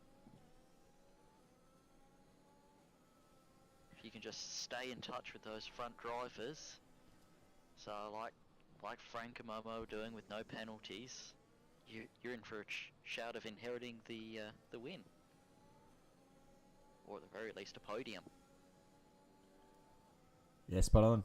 Yep, you're in for a good result. Still 20 laps to go. We've seen 3 safety cars already, but really starting to get into the final parts of this race now. So yeah, those penalties starting to loom ever more deadly, and the guys without them, if they're sitting on 1 or 2 warnings, they will know that one single track cut could be the difference between a victory or a podium and a 4th or a 5th or a 6th, or being back here in the midfield with everyone else because of those pens. So they will perhaps be a little bit cautious going into these final couple of laps. Still 20 odd to go. This train here has really... Oh, that's a great exit from Tom Maloney. Hello. He's just driven around Momo. Goodness gracious. And I think we watched Andre McLeod and Frank Frankfurt battling in front of us too. But Tom has just found pace here in the last couple of laps. He has just absolutely walked past Momo. And now putting all sorts of pressure under Frank as well. Can he get the exit here he desires? Not really. Got a little bit crossed up. A little bit twitchy. Bit of a seesaw on the wheel. But Frank's had a battery in front of him, and he does have DRS. Tom not using his battery here, so not thinking this is the lap he can get it done. Maybe understanding that didn't quite get the exit he wanted out of the last corner, so instead conserves the battery. Intelligent driving from Tom. Still got Momo sweating on him.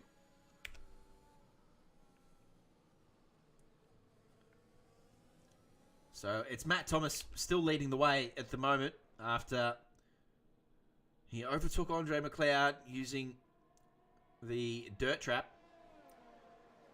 So that will be an interesting watch later on this week. He's got Jesse McLean behind him on soft tyres. Those soft tyres starting to wear out now. That's Ahmad again. Ahmad's dead. He's gone. Ladies and gentlemen, is that another safety car? He looks to be off track sufficiently. I don't know whether Codemasters says that's fine. Carry on. These guys still race pace at the moment, so I think this might be just a yellow and a carry on. Bob's your uncle, no worries. There's a 3 wide back there. What's happening back here? Sorry, I didn't mean to jump in on you there, but I thought we almost saw it. Oh, okay, never mind. They sorted it out. Until the next chicane. And he's gone. That's all clear now. All clear. So they will carry on. We'll see no safety car. Momo goes around the outside. Sorry, the inside. Well, I don't know. The outside of the straight, the inside of the kink, and completes it well before they get to turn 2. Yeah, I was making short work of that. While we were watching these guys battle, Jesse McLean has gone into the lead of the race. He's got Matt Thomas done. So Jesse McLean currently up there in P1, obviously with 12 donkey points hovering over him. You'll want to see if he can extend a gap, maybe make something happen. But Matt Thomas drops back, and now he's got Frank Frankfurt sweating on him. Tell you what, Frank Frankfurt is in the box seat here with no penalties. Don't say I didn't call it. Jesus, I don't want to curse him. Get off. I'm not watching him. I can't do it to the great man. Oh, it's another great. Look at Tom Maloney get the pace out of that chicane. That is not the first time he has just rocket shipped out of there. Andre McLeod cutting that chicane there and getting a penalty for his troubles. Under pressure from the flying Tom Maloney. Both Williams drivers at the moment doing very nicely. Jesse up here at P1 and Tom Maloney cutting through the field. They are using those softs to their fullest at the moment. I said before that Tom didn't quite get the setup right tonight, but I'm going to have to eat my words because Jesse and Tom will be using the same setup. They're good mates. They're Kovacs brothers. And they are currently P1 and P6. So, yeah, I'll eat my setup cake. They've got it down pat. Maybe just the tyres they were on before. Obviously, with Tom, those burnt-out mediums. That's what we were watching. Just locking the brakes a little bit there. So the softs will start to decline a little bit. And he may not quite get the pace. 16 laps old now are those softs. So they'll be starting to enter the cemetery stage. It's not like the mediums in front of them are any fresher. The only advantage they've got at the moment, but I don't think that advantage is going to last too much longer.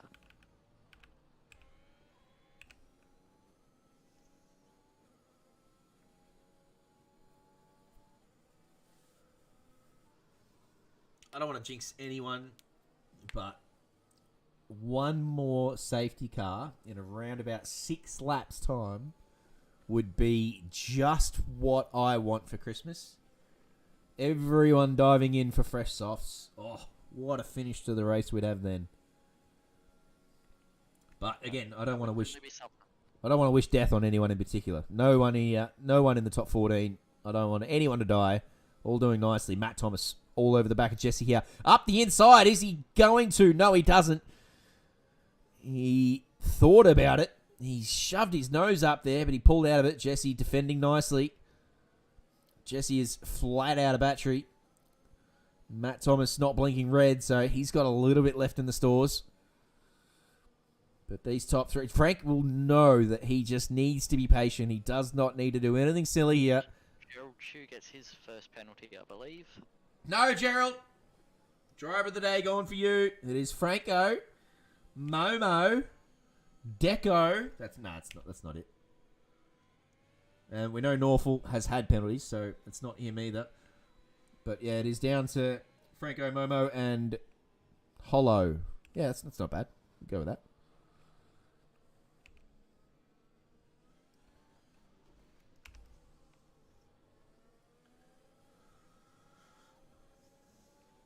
You were just desperate to find something that ended with an O there, weren't you?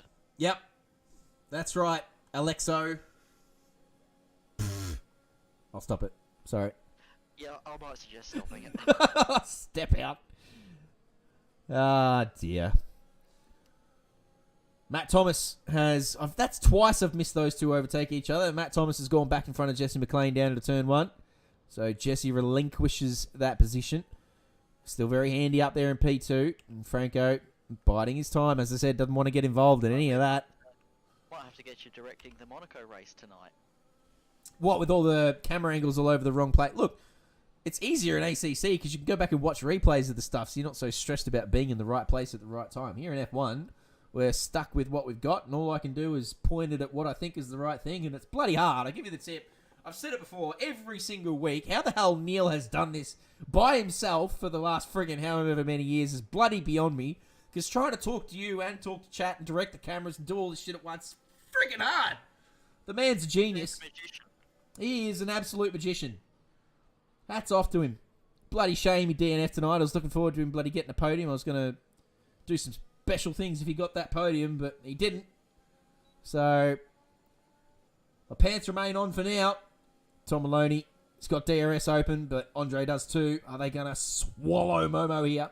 Andre is. Around the outside he goes. Pulls it up, gets it done. Nice and clean. Nice work, Andre. Back up into P4 he goes. Dale Beveridge grabs himself another 3. Raj Sandhu's in the pits. I love that. That'd be his 3rd stop, potentially. He loves an extra pit stop. How many's up to? That is his 3rd stop. Actually, no, wait. He's still in the pits right now. I believe that will tick to 4. Oh, no, he's come out of the pits. Okay, never mind. It is 3 stops. But, yeah, loves an extra pit. Suma's done the 3 stop as well. Tell you what, he's done very nicely to be back up there in P8 after doing 3 stops. Last week's race winner. Issues early on, so to be back up in P8 from being, I think, half a lap behind the rest of the field early on, that's a pretty good recovery so far.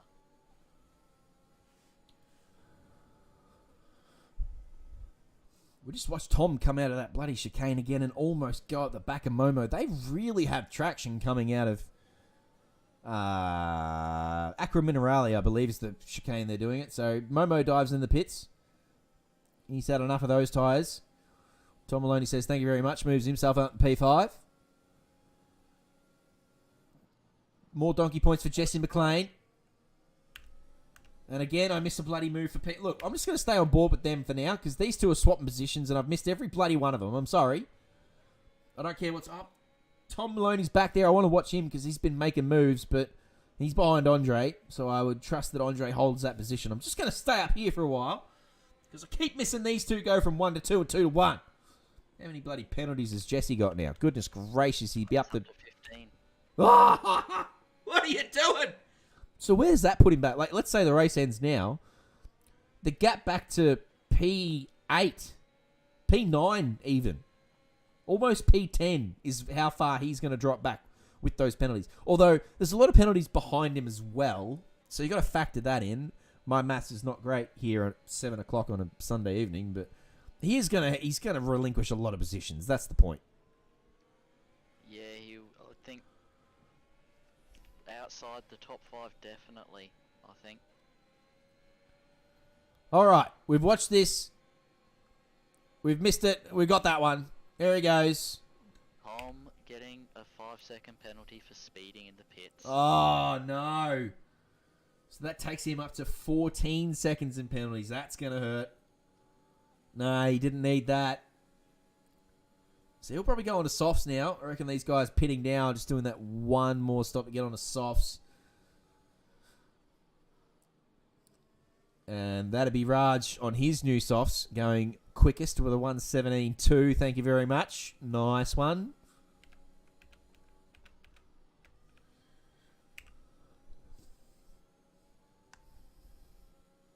I am not going to stay on this man for too long. I'm telling you, he is on here. He is on for a race win. Just going to bugger off somewhere else. Look, Decker's doing nicely. Yes. P7. He's also got no pens, so he's in for a good spot too. He's got 11 seconds in front of him and another 11 and a 6. So he's doing pretty nicely as well. Don't count him out. He's looking very nice. Tell you what, Norfolk Hermer after his earlier, she's done a bloody drive through and he's still up here in P8. He's doing all right. So he's clearly got the pace. Yeah, definitely made a nice recovery there. Right, does Jesse get one back here? He's got DRS. He's flat out of battery. I don't think he's going to be close enough. And again, Franco just being patient. Still holding on to about a fifth of his battery. Just for when he needs it. Tell you what, I'd hate to be a car who was pitted in the last couple of laps and then have a safety car come up in the next couple. That'd be terrible. But that's what these guys want now because these tyres will be starting to scream on almost every car up the front here. They would be on very old tyres. Yeah, I think those softs will definitely be hurting at this point. And those 29 lap old mediums are going to start struggling pretty soon, I think, too. particularly with all the battling that's been going on. So we're at a really interesting point here with 13 laps to go. You would think that the 20 lap old mediums, like the 16s that Dale's on, the 22 that Suma's on, it looks like Mike Donaldi back there with a yellow flag. It looks like he's going to carry on as he's just had a bit of a spin. Those 20 lap old mediums could probably stretch for the next 13 laps, whereas you know damn well Jesse McLean and Frank Frankfurt have to pit again. They can't. I don't know. I'd be surprised if softs can go for 36 laps or whatever it's going to be. Oh, they'd be screaming by the end if they tried. So that's going to be the interesting part over the next 13 laps. Jesse and Frank both begging for a safety car at this point. Would have got very excited seeing Mike Donaldi's yellow flag. Very disappointed when it disappeared. Oh, you can see Frank not getting anywhere near the apex there. Now we have another yellow flag. It's Joe Williams. He's okay. He's going again.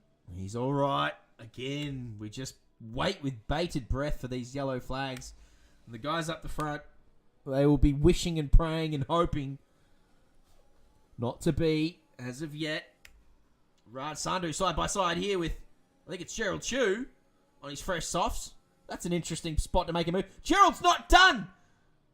Oh, he had to give it up, and he did. Goodness gracious. Oh. Yep, I think the fresh softs just gave him no choice there. Wow, Gerald was not willing to give it up easy, but Raj pressed the issue and got it done.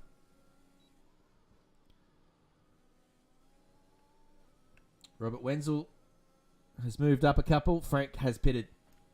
So he's in.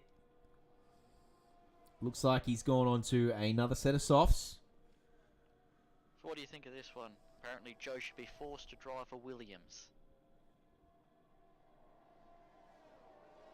Joe Williams in a Williams. Wow. Jeez, you can tell what time of Sunday night it is when it took me so long to get... I did not... Yeah, until you said anything, I was like, what? I'm missing something here. Jesus, I'm nowhere near it tonight. That's a good one from you, Jeremy. My apologies for being nowhere near that one. That's piss poor from me, really. Let's be honest. So Franco down in P12 now. Still with no penalties. And on soft tyres. And with 10 laps to go. I'm not counting him out just yet. Oh, that's not...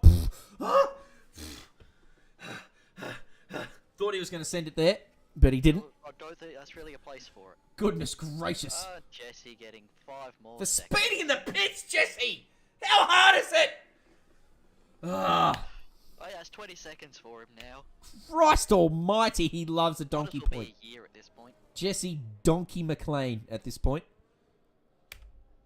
I've removed the hard tyre nickname from you. You are Jesse Donkey McLean tonight. Didn't serve any of those penalties either.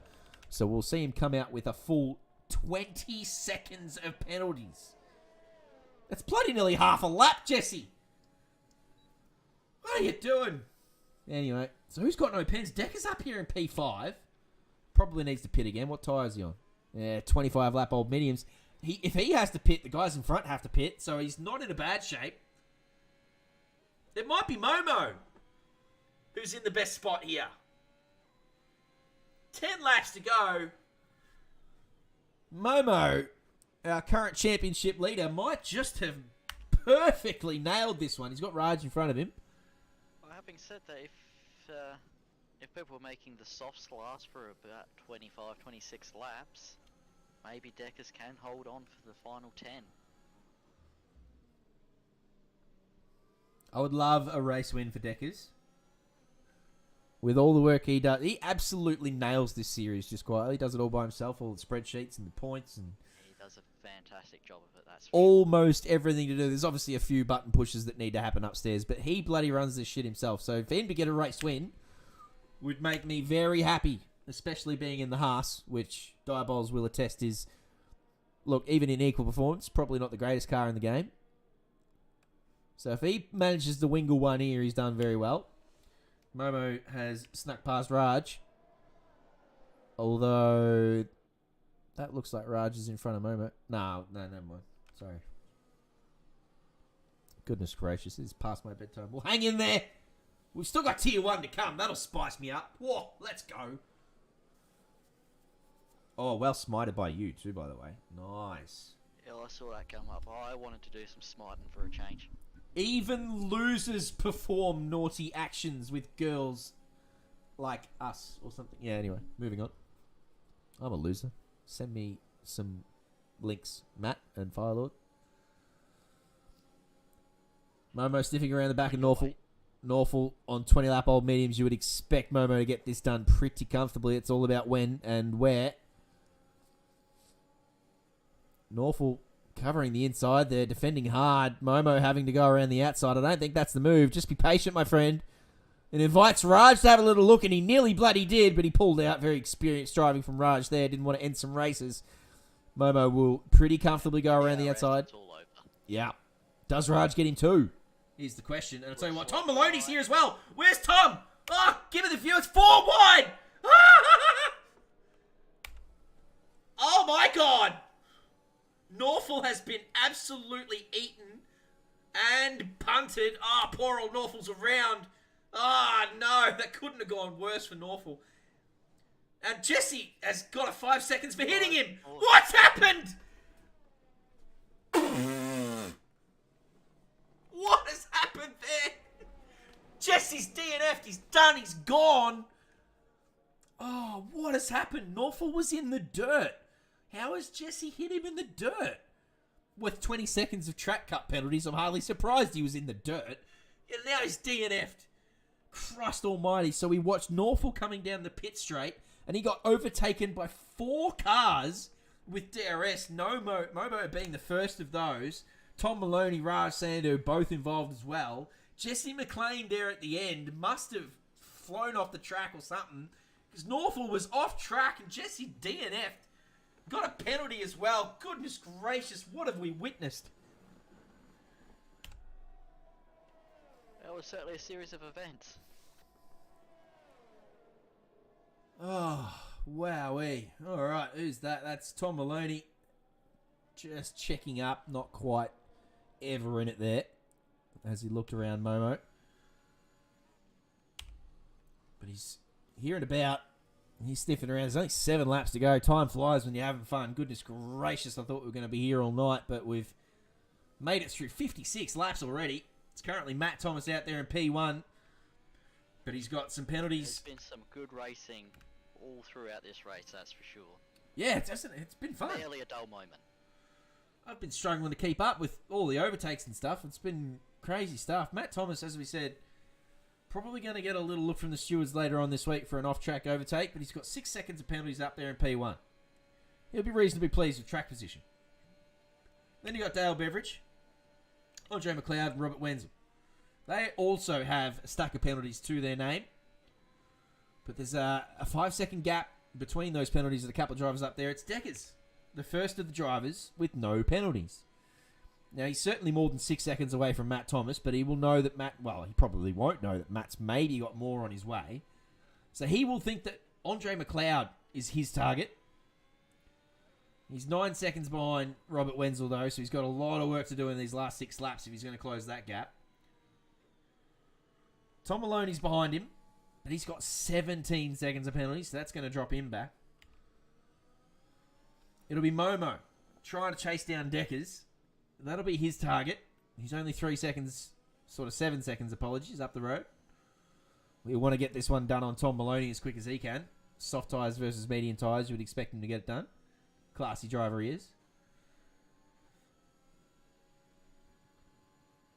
Raj Sandhu. Sorry, go ahead. You go. So between Tom and Jesse, they had, about 3 years of penalties for the Williams? 3 years of penalties. Goodness gracious, they did absolutely rack him up tonight. They had the setup to get out of Acromirale, but obviously not the setup to keep them on track anywhere else.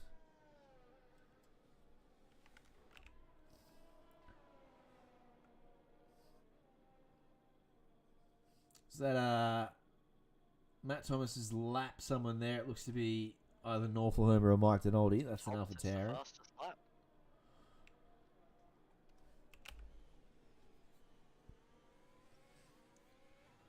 5 to go. Dale's been passed by Andre.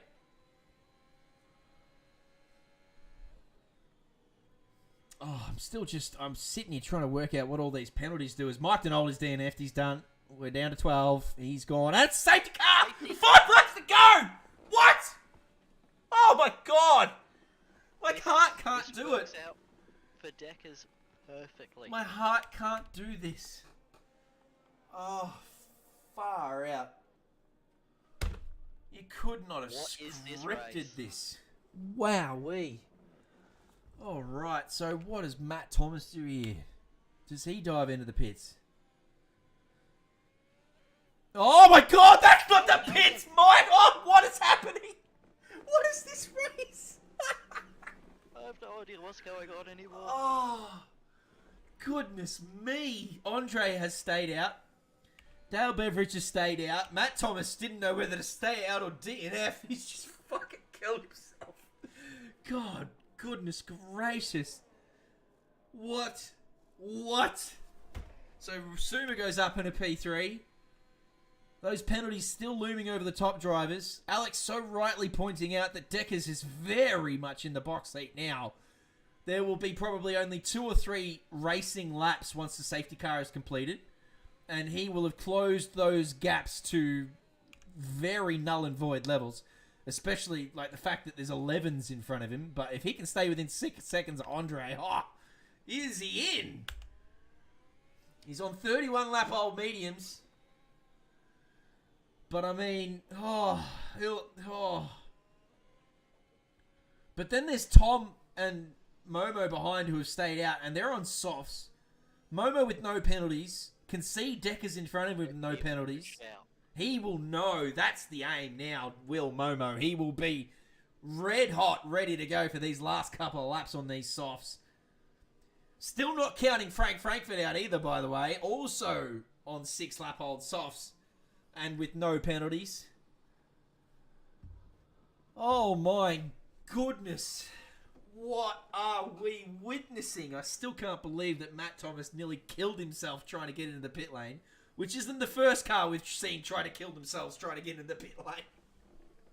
He was almost more successful at it though. Oh, he nearly went in backwards. I would have given him style. If he had backed it into the pit lane, I would have given him driver of the day. What is happening? Oh, goodness gracious. I can't do it, Alex. My heart's just off tap at the moment. All right, so 59-60 as we cross the line. Still a couple of cars at the back looking to tuck up. Norfolk Herman being one of those. He's way out the back, so I don't know if the safety car will wait for him. Joe Williams still trying to catch up on his brand new softs. He'll want to catch up. But I don't know. I reckon the safety car will want to come in this lap and give us 3 laps of racing. Although I remember back to Australia last season where the great man Jeremy Washington was benefited by the safety car just doing an extra couple of laps for no reason. He brought home the race win that day, and the safety car did him a massive favour by just staying out and keeping him on track with those old tyres I think he had at the time. And goodness me, we couldn't believe it in the box when the safety car just doing laps for fun at that point. The field had already caught up. Oh my goodness. Alright, here we go. Some very, very old tyres. Nearly 40 laps for Torterra's tyres. And into the high 20s, low 30s for the top 4 at least. And then there's a gaggle of soft tyre runners behind them. A couple of them with no penalties. The penalty situation, of course, obviously going to play a huge factor in this last part of the race. Goodness me. I think we might be having another lap. I reckon you're right. Race control yet to advise us that the car is coming in. Spot on from you, Alex. We're going to do one more. It will be 2 flying laps. 2 flying laps, which means that we won't see DRS again for the rest of this race, because DRS requires 2 laps to open up. They'll have full batteries, that's for sure. Every car on track will have a full battery. They'll have pretty cold tyres by the time we get around there. So that'll make it interesting as well. And then you've got all these... After a more exciting finish. Oh, mate, what is happening? Oh, I can't do it. I can't do it. But I can, and I will! Octane Online Racing delivering yet again. Oh, I love watching these races back too, because even the 100% races, it's just, you think they're going to sort of drift into boredom at some point. But when you listen to them back, they're action-packed. As you said before, there's been something to watch for this entire race. We've had, is this our 4th safety car? Maybe 5th. We've had 1, 2, 3, 4, 5, 6 DNFs. I know that 1 wasn't a safety car. I think 2 weren't a safety. So I think this is our 4th safety car. This is number 4. Oh, bugger me and call me daddy. We've got 2 laps of racing with no DRS and full batteries. Penalties to sort out at the end. Still more penalties to occur after Tuesday night when the stewards have their say. But it's all about track position now as the safety car has decided it will finally come in. So everyone, Constantina that little bit now. Andre will lead them away. There's been a couple of interesting safety car restarts tonight where the leader hasn't quite got the start they wanted, and P3 and P4 have been right there snapping at the heels. So we'll have to see what happens here. Decker's in prime position with Chat right behind him. Well, part of Chat. There's a couple of different supporters in Chat.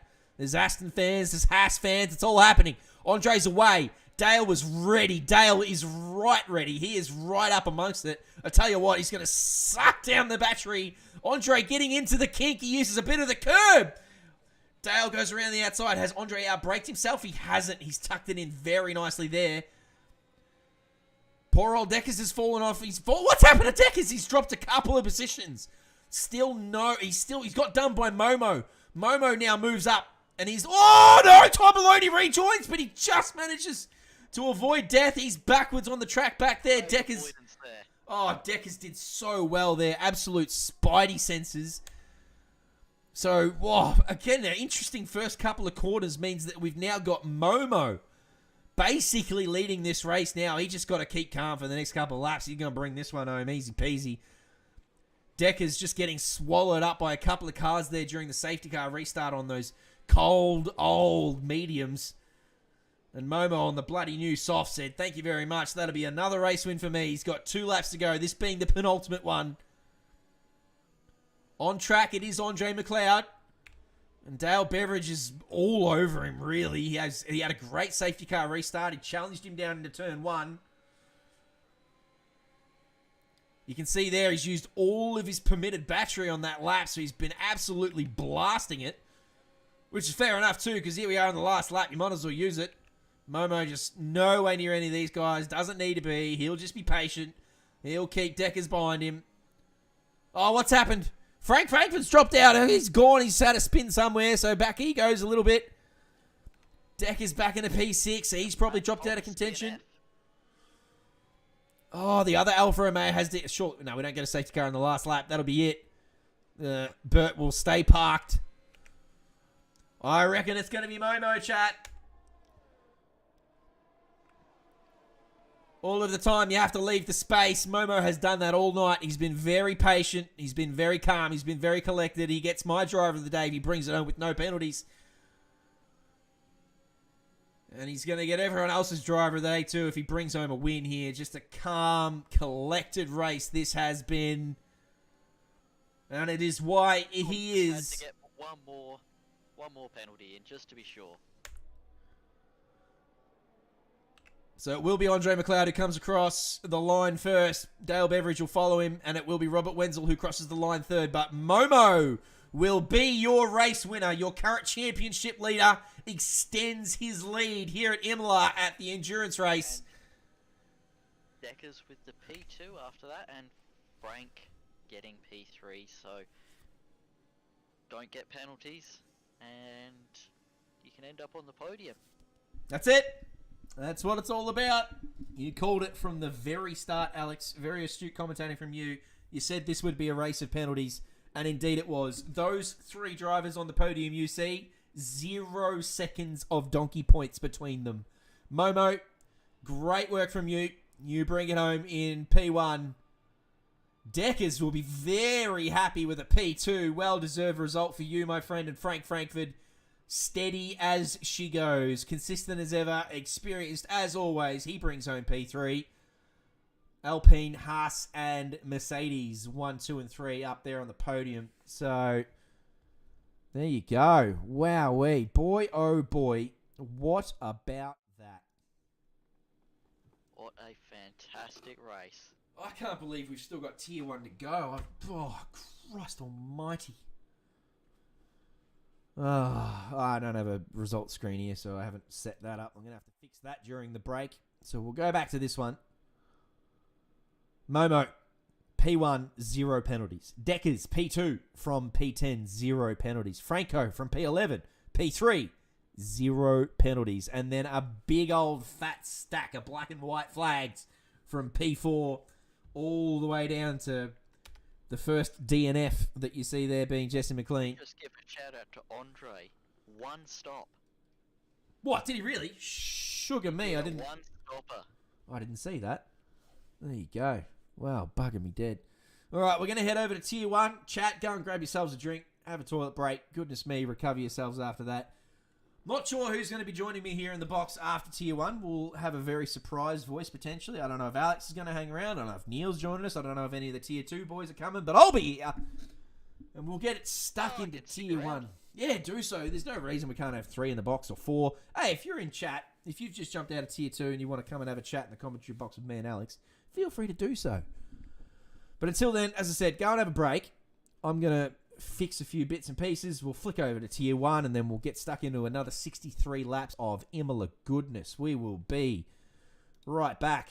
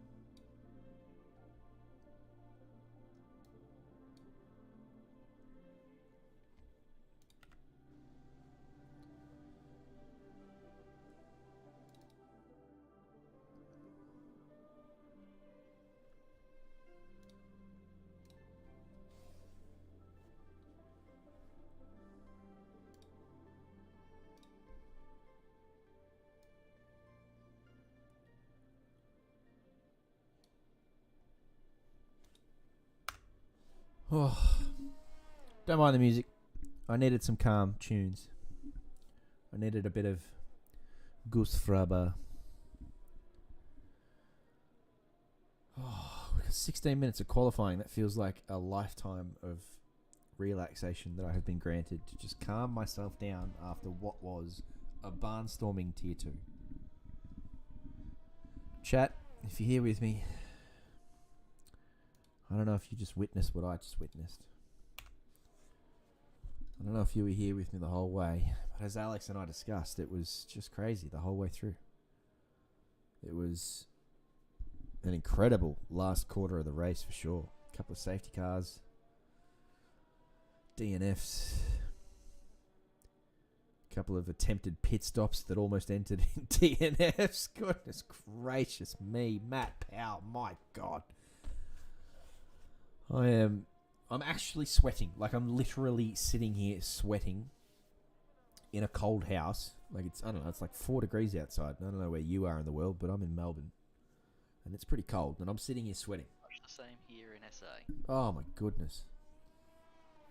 Danny Wong's not on the track. Where's he? Oh, no, he's qualifying banned, so he would have been asked to DNF, well, retire from the session. So that's why he's not qualifying. He will start from the very back of his grid. The grid.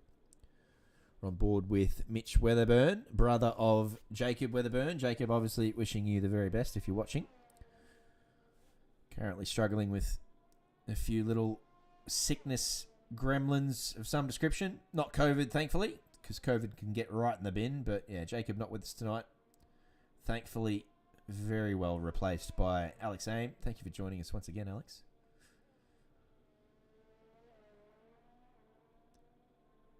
And to you, chat. Problem, but you could at least get the surname right. Is it not Aim? Amy? Amy. No, let me keep going until it's Imee. That's the one. Imee. Okay, all right. My apologies. I won't forget that now. Memory, goldfish. I was going to say, remember what we were talking about with memory and promises earlier.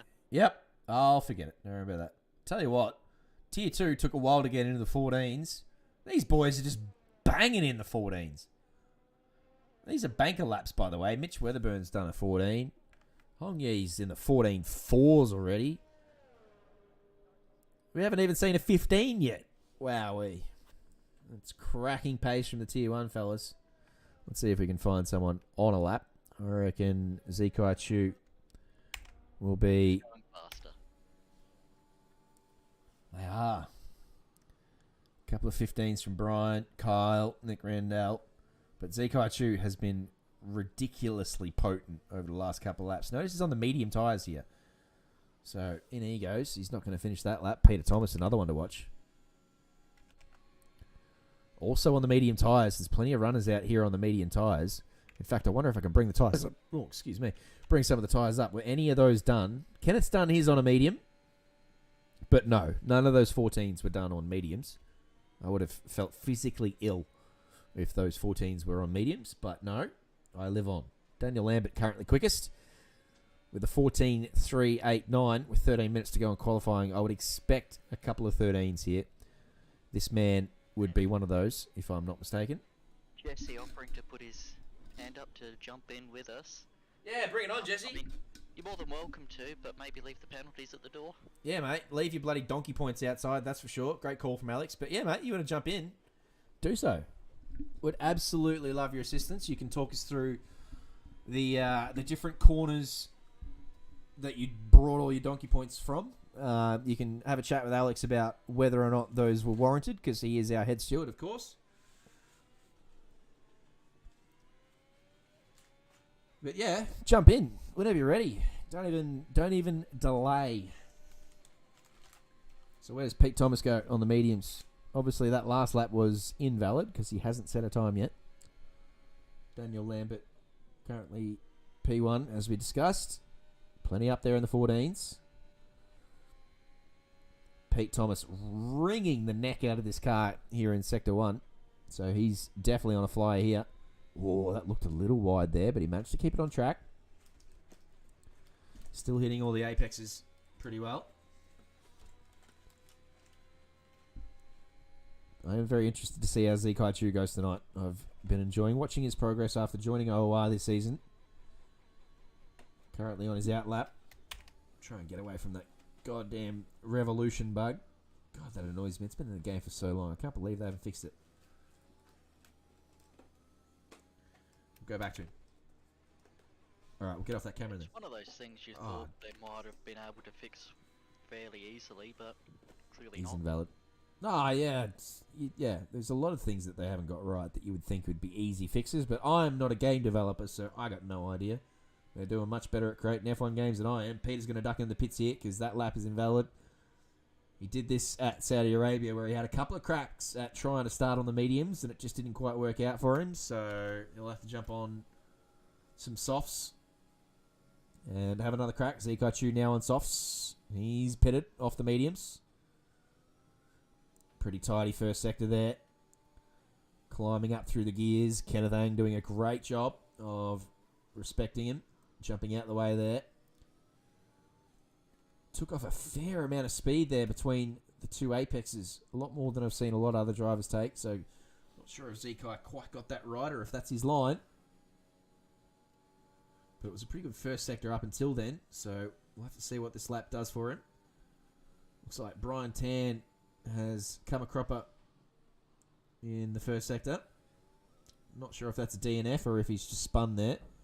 He's certainly parked across the track. I wonder if he's in the way of everyone else. He's just doing the Austin Powers now and getting it sorted out.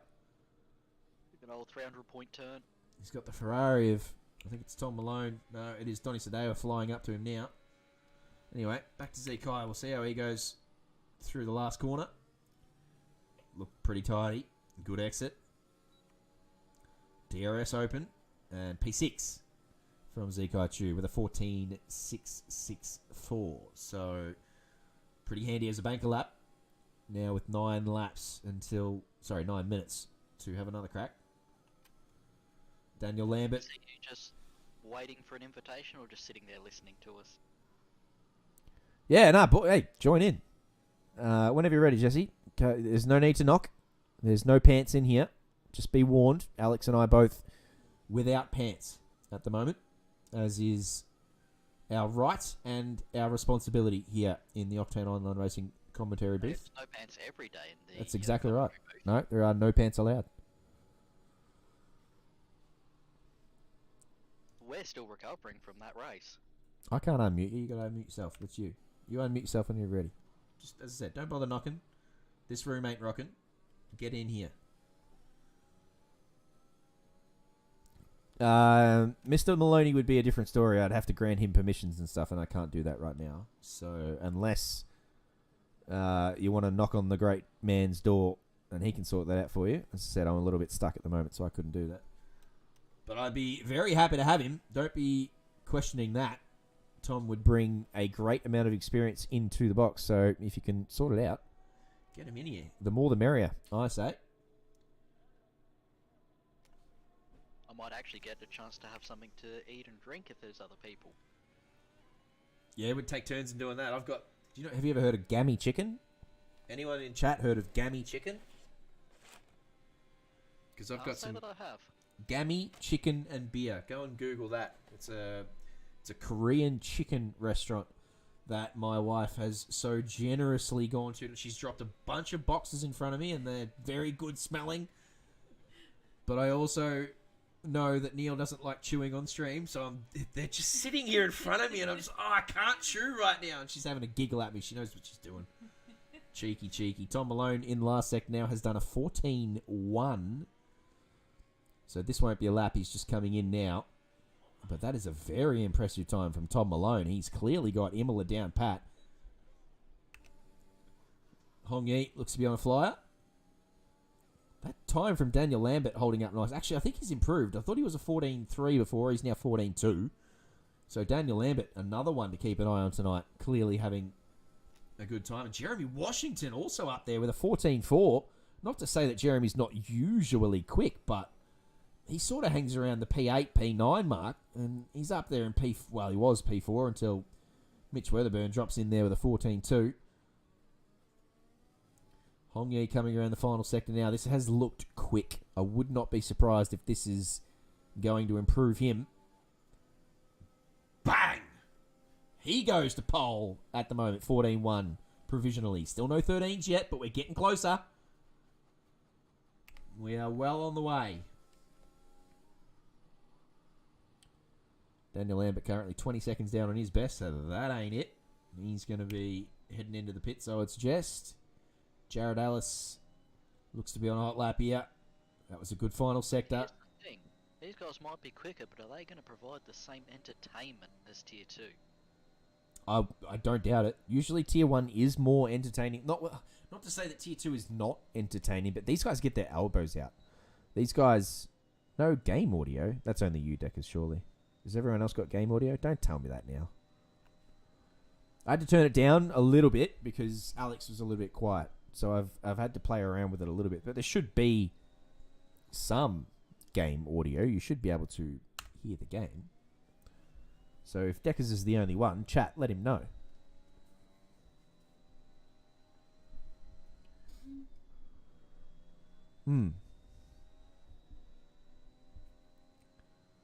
Welcome to Formula E. Well, maybe... Yeah, no game audio. Well... Why? Has that been the case all night? Goodness gracious.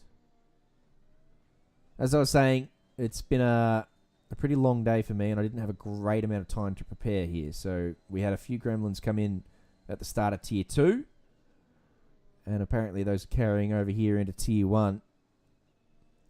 So I just haven't quite got it right tonight, I'm afraid. I might, you know what? I'm going to take next Sunday off work.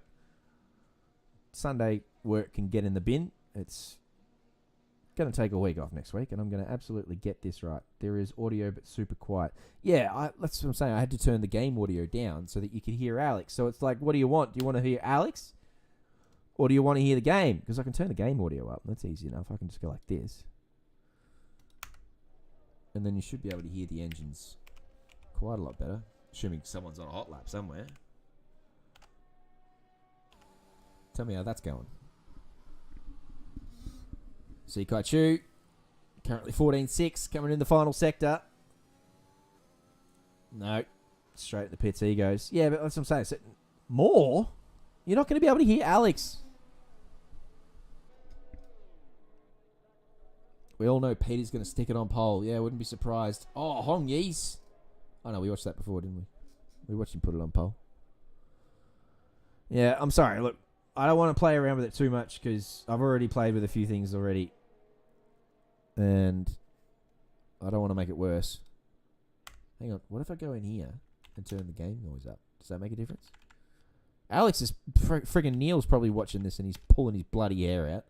Give you the tip. Master volume. Let's turn that up a little bit. How about that? Huh? We cannot hear the other comms. Well, Alex hasn't said a word in a while. That's all. Alex, can you give us some chat? I am still alive, yeah. Read out the names of the top 10, Alex. Oh, Neil's on his way. Oh, my God. Please rescue me. He's coming. The great man's going to come and sort it out.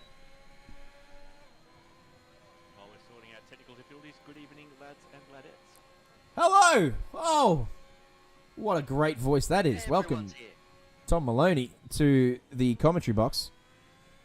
Appreciate hearing your dulcet tones. Jesse's been sitting in here for a while, but he's got his bloody microphone muted, so he's not saying anything. I don't know if he's been trying to talk this whole time, but he has not said a word. He's talking right now. I can hear him. Oh, my God. Right. What about... JC, maybe check if you've got him muted on your end. Yeah, I had him muted because he's a pain in the bum, so I had him muted from ages ago. Well, I mean, that's fair. Pain above everyone. Welcome, Jesse. Apologies. Oh, my I've been God. saying things this whole time. I'm so sorry, mate. No, as I said, it has not been my finest night in the booth tonight. That's for sure.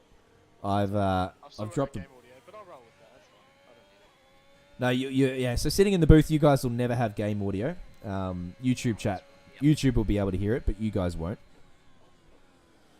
I can see Neil's floating around in here now too, so as I said, hopefully he'll come to the rescue, but until he does, I'll try and talk some of these cars over the line. Donnie's on a hot lap. How's he gone? No, that's not an improvement. He's 8/10 slower on that lap. must say, these tier 1 guys are on another level. Like that.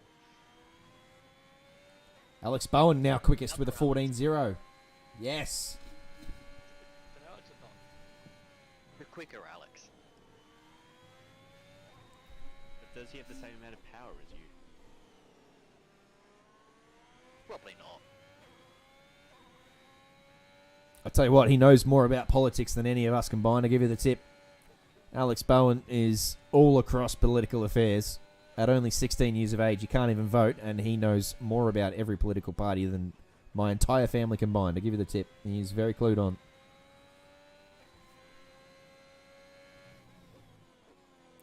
So Tom Malone's put the cue in the rack. He's done. I don't know if that's intentional or not. There is a Sector 1 and 2 yellow flag, but I don't think that's him. He's in the pit, so Tom Malone won't be going quicker. Donny Sedewa, I think, is on a hot lap here, so I'm just going to stick this one out for a little bit longer. He is going to complete this lap. Does it improve him? It does. Not a great amount, but he does go up to P8. With only 30 seconds to go and 14% battery, he won't be doing any more, so that's about where he will land. Daniel Lambert, very impressive early on in this session. Was on provisional pole for quite a while with a 14.3. He's watched a couple of drivers improve in front of him, but he too has shaved a tenth off recently. He's currently 0.05 down on this lap, so unless he really nails this final sector. Muller's telling you to check your DMs. Yeah, if I do that, everyone's going to lose the screen though, so I'm just going to watch Daniel here. Just want to see if he improves. No, he doesn't. All right, let's go Discord DMs. Input not already. Make sure you show everyone your Discord. Yeah, that's done already. No, it's not. Yeah, it's not that. I've got everything cranked up. As I said, not sure what I've done differently tonight. I'm sure it's something within Streamlabs. We're into the 13. Mitch Weatherburn's in the 13s. On you, Grogu. On your work, mate. Would it be worth... Commentating, so he's going to pull out all the stops. Neil, I don't know if it'd be worth me closing this stream and you opening up another one. I know that's probably not an ideal scenario, but with qualifying just about to come to an end, all these guys completing their laps, and obviously 100% race in front of us, would you suggest that being the better option? I'm happy to stick it out. I've got no problem, but I'm just trying to obviously create the best product for all our friends in YouTube land, so I'll let you make that call.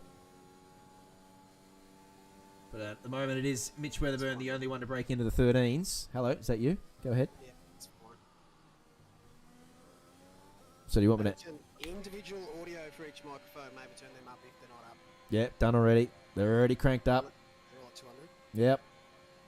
That's why I turned the game noise down to bring everyone else up, but then everyone couldn't hear the cars, so wasn't sure where I landed. I can't believe Pete Thomas is down there in P7. That's an interesting qualifying from him. Wow, how close is that top 7? 2 tenths.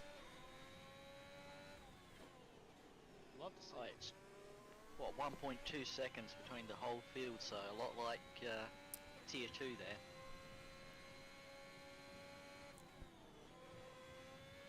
Good to see Connor Kingston here tonight too, by the way. He's running around in I was going to say Ferrari, but I think that's Alfa Romeo he's in. The slightly darker red. Making his turn as a reserve. That's a good effort from him to join us and plonk himself in P14. That'll be the end of qualifying for Tier 1. It is Mitch Weatherburn on pole. Jacob will be watching from home. He'll be pretty happy with that one. Alex Bowen doing very nicely up there in P2. Only a tenth behind. Jared Ellis could not have been closer to pinching P2 from Alex Bowen. He's up there in P3. Hong Yi and Tom Malone also within 2 tenths. 2 tenths. 2 tenths. That is fantastic. Between the top 5. That's pretty crazy. Daniel Lambert, P6, and Peter Thomas, P7.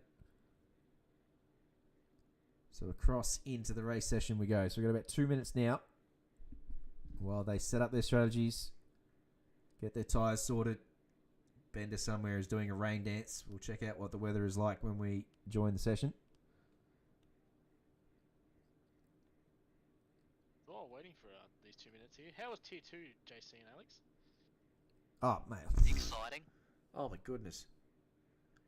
We were sweat. I'm personally sweating. So, yeah. I want you and Tom to talk about your races, the two Williams teammates.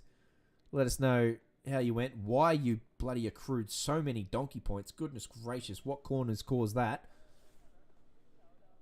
I will say a couple Acura Minerali, a few were avoidance of crashing, and just mainly going a little bit wide of that sweeping left-hander on those hards. I was really struggling towards the end of that, but it is what it is. I got a bit excited coming into that four-way battle and I shouldn't have done it, but I did it anyway. But race overall, I mean, I was battling for the lead, so I can't argue with that. Tom, on the other hand, didn't have much of a run. He got a bit unlucky, but he is the faster of the Williams drivers. So, Tom, how do you think your race went? 3 spins explains all of it. Yeah, no, it was good. Just had a couple of spins at really bad times. The safety car's lucky and sort of nullified them, but you still track positions king at Imola. Very much so. But as long as it's exciting for everyone in the watching the broadcast and in the booth themselves, I hope it was great. We were struggling to keep up towards the end, that's for sure. The battle for the lead was nice for a little while. I was quite enjoying it. I was sweating, but I was enjoying it. It feels weird being up there with all them fast boys up there. Yeah, JC had fun jumping off of it just as you were swapping places. Yeah, it's like a Lance Stroll Monaco vibe. That was. Sounds like. Yeah, I did. I missed your battles with Matt a couple of times. There was battles happening everywhere. There was battle packs and DRS moves going on everywhere. So yeah, I missed a couple of yours up the front. But I tell you what we did see was Tom Maloney coming out of Aki Millen Railhead a couple of times. He just got the traction down a couple of times and made a few moves there. We did see... Fourth gear's the trick. Is that it? The short shift, you reckon? Yep, just leave it in fourth. Oh, I almost said the famous word. I kept my mouth shut. But no, cracking race though. So I can't disagree with that at all. Unfortunate, but it happens. Yeah, Alex and Come I. back stronger next race. Alex and I had a great time commentating it. It was spicy throughout. Fun fact: I didn't mean to start on hards. I clicked the wrong strategy. What? I don't believe it. I don't believe it. You watch my stream back and you go, "Oh crap, I'm on hards." I don't believe it. Worked though.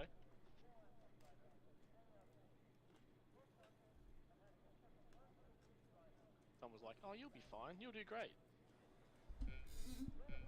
Crikey Moses, that was Here quick. we go. I thought we had 15 seconds to go, but we don't. We've got 10 red lights, and now they're all gone. Straight into it. Mitch Weatherburn with a good a start as Andre McLeod got in Tier 1. He will lead them down into Turn 1, and Alex Bowen will challenge him around the outside, and he does the Lewis Hamilton. He cops a fair bit of sausage there. And he's going to lose out to Jared Ellis by the look of it, although it looks like he's going to... round at the back. Alex Bowen holds on to P2. Cole Jackson that round. Oh no. He's going against. We're all clear at the back. Yeah, it is Kyle, but there's no safety car, so they'll carry on. 18 participants tonight here in Tier 1. The actual secret is not getting pens. That's spot on, Franco. Called that from the start. I said Franco will get no pens. He's a very classy driver, and that netted him a podium. That's exactly what happened. Well played by you. Franco. It was a great battle with you, mate. Yep. And Appreciate it. that was the big thing. The 3 podium sitters all got it just because they didn't. Oh, there's death back there. What's happening? There's a friggin' car park back in the chicane. There's a couple of cars around. There's a bit of wing flying across the track. There's a Ferrari that went around. I think that's Connor Kingston who had a bit of trouble back there. I'm not sure whether he's got all his pieces together. It's not a Ferrari. It's an Alfa Romeo, but he was around. I think Donnie was involved in that as well. So I wouldn't be surprised. Zekai Chu diving into the pits there. There's four cars in the pits. Daniel Lambert amongst them. Lead changing coming. Hong Yi Wang also amongst them. Well spotted by Jesse. Alex gets one down into turn 1 with no DRS assistance, by the way. Nice work from Alex. But yeah, 4 cars in the pits. Gap already. Bloody hell. Jared doing nicely to hang around with this group. Tom Malone sweating on him. And then a bit of a gap back to Brian Tan, who's just watched them disappear up into the distance. Jared defending the inside here from Mr. Malone. So they must have been different incidents, because the one that I saw in the Chicago... Oh, a little bit crossed up there. Oh, a little bit crossed up there. Both cars struggling for traction coming out of Aqua Minerale. But yeah, so we saw the incident that occurred involved cars from sort of P11 to P12, but it was Hong Yi and Zikai who have dived into the pits. So those guys must have had a bit of a touch as well. They were up the front of the field. So a couple of different incidents occurring on lap 1. None of them bringing out safety cars. Alex Bowen goes quickest so far with the 1:18.8, stretching his lead from Mitch Weatherburn, who he overtook down into turn 1 on the last lap. DRS now enabled, so they will gain access to that the next time around. Tom Malone will stay with Jared for the remainder of this lap. I would suggest he's got the pace on Jared, and he'll use the DRS, move up into P3, and then try and consolidate position and see if he can reel in Mitch Weatherburn.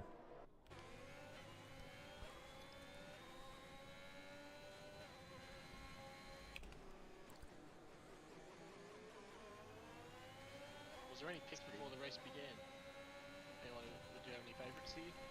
Just while we're keeping it early here. For me, I'll be having my eyes on this man throughout the race. He's dropped 5 positions, but he is extremely quick behind the wheel of an F1 car. Whoa! That was like watching Tom Malone. That's honestly, sorry, not Tom Malone, Tom Maloney. Tom Malone and Tom Maloney. Oh my God, that's a head friggin' screw around. That honestly, that was what Tom Maloney was doing, mate. You were getting so much traction coming out of Minerale there, and that's what it looked like. Peter Thomas almost going up the back there of Kenneth Ang, but managing to keep it out of him. But back to your question, Jesse. I think The job done, but 3 Picks up a seconds pen. penalty for cutting. yeah. Tom Malone did manage to get that position from Jared while we were watching. DRS is mighty powerful here. As we see, multiple cars being around. Now, question is, can my record of 20 seconds be beaten? No. I mean, technically, Jesse got 25 seconds. I served it at 20. Not included. What's the wager if someone beats me? No, there's no milk on the line, mate. No one's beating that. 25 seconds. That's ridiculous. Get in the bin for that one. I'm going to tell Gorilla all about that one, and he's going to He put was you. watching the stream, don't worry. He will put you straight in the bin for that amount of donkey points. Mate, I'm not in Jesse the will bin. be in the bin for the 8th time. I'm not in the bin. I've adapted to the bin. I am the bin. Poor old Donny back here's had a bit of a accident around Variante Alta, and looks like he's got all his wing and parts and pieces in place, but losing a couple of Get 'em, positions. Franco. You get 'em. Tom Malone just set the quickest lap, so he is after Mitch Weatherburn as predicted. He got past Jared Ellis with relative ease and is now reeling in the leaders. But with a 3-second penalty already, what does that say for the rest of the race?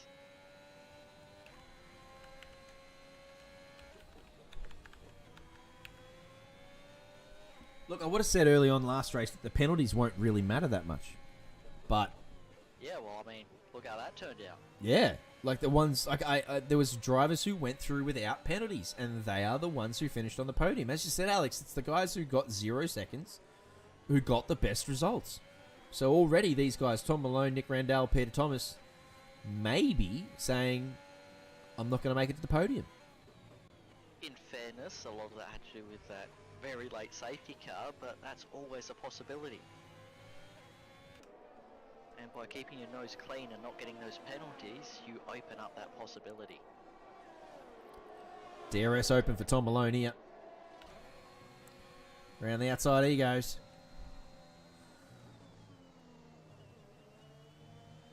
Nice one. Peter Thomas getting one done there on Nick Randell as well, I think. So up into P9 he goes.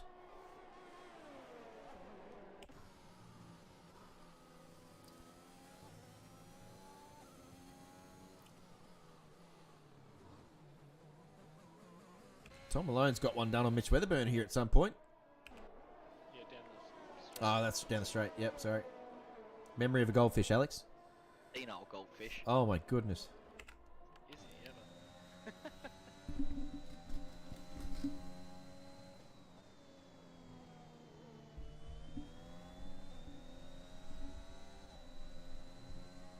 Well, since we were here late, Tom, what are your predictions for this race? Anything you can think of? You know what? I'm going for no DNFs. Wow. That's very bold. That is ambitious. I like it. Tier 1, very high class of driver. Very, very clean. They do get their elbows out on occasion, but with not many places to overtake on this track, other than, of course, the DRS straight, which just opens itself up to opportunity. Maybe it might be a very sharp call from you, Tom Maloney, in that there will be no DNS. We would have said that sort of a quarter of the way through Tier 2 that it was looking that way, but then it all kicked off as people started to get a bit tired and errors started to creep in. Typical JC cursing. I got a couple, didn't I, Alex? I got a couple.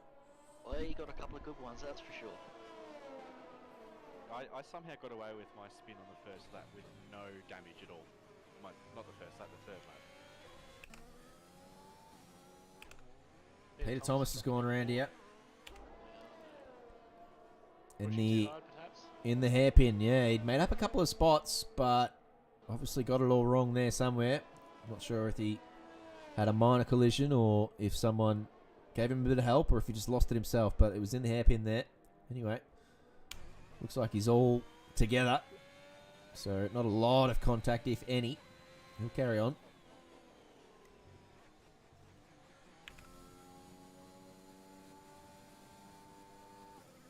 Kyle Jackson about 9/10 behind this little battle pack here, which includes Nick Randall, Kenneth Ang, Connor Kingston.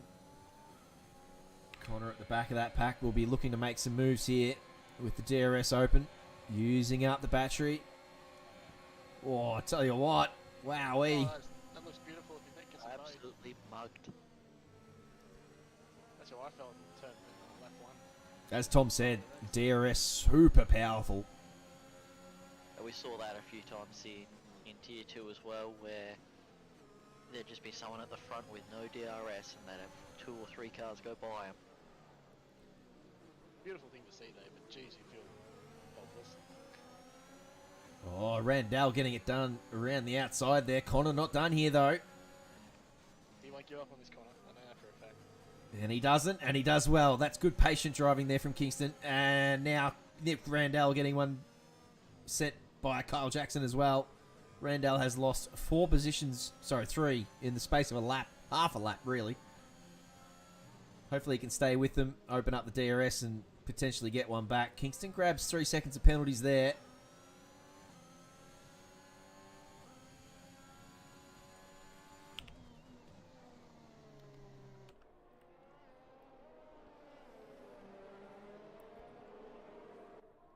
So on to lap 9 we go.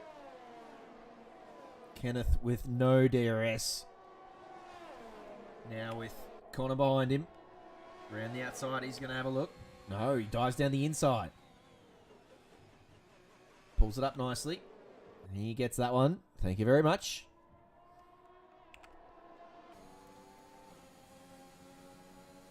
Weatherburn dropping off Malone a bit here. Him and Bowen. He's within a second of him, so this, I reckon the lead, the battle for the lead could get spicy in this couple of laps.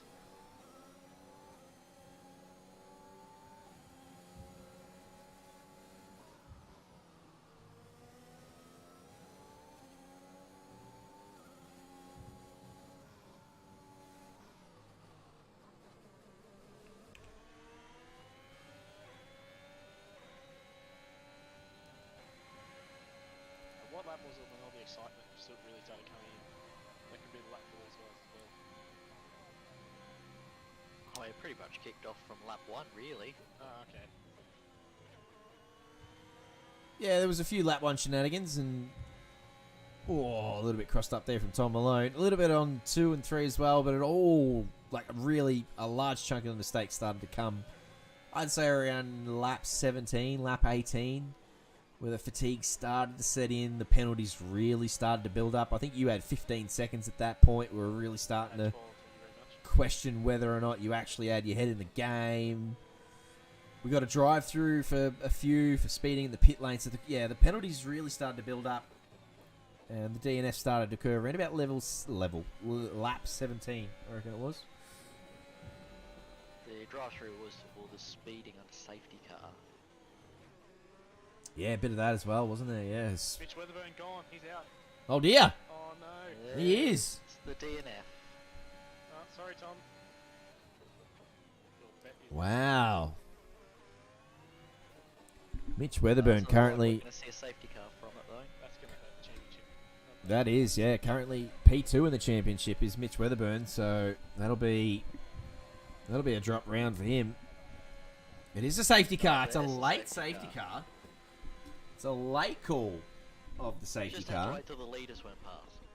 I guess so. Yeah. Yeah, if I was Williams drivers, this is where Hart will come into play.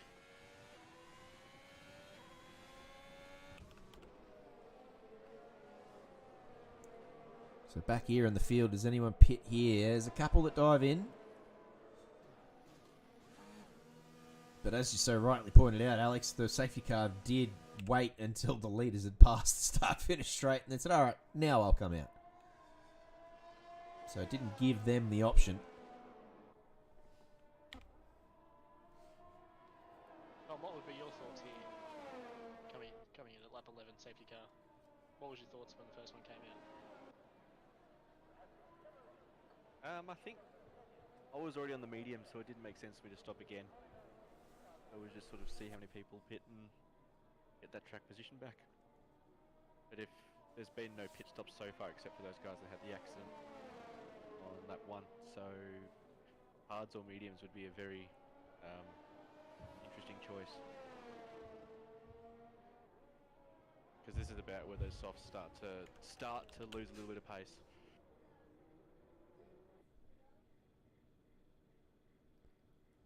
So Alex is pitted. Tom Malone pits as well. So not ideal for them, the timing of the safety car, but they still try and get an advantage out of it here. I'd suggest most of them jump onto the mediums. The hard tyre not being real quick. So no one going with the alternate strat of the hards. Yep, everyone jumping on the mediums here. Although Tom Malone has gone on to a second set of softs, as had Nathan Monks.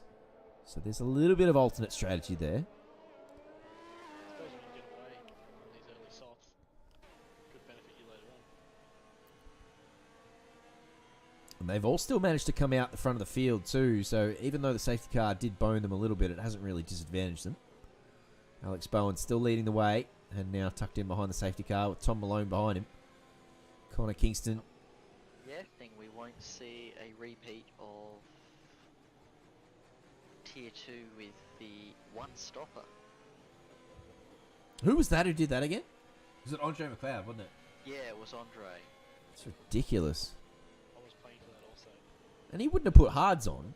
So that would have been a soft medium. No, he started on the softs, went to the mediums and made them last 40 odd laps. Yeah, 40-something lap mediums, yeah. Very adventurous. I like his style. And still one on track.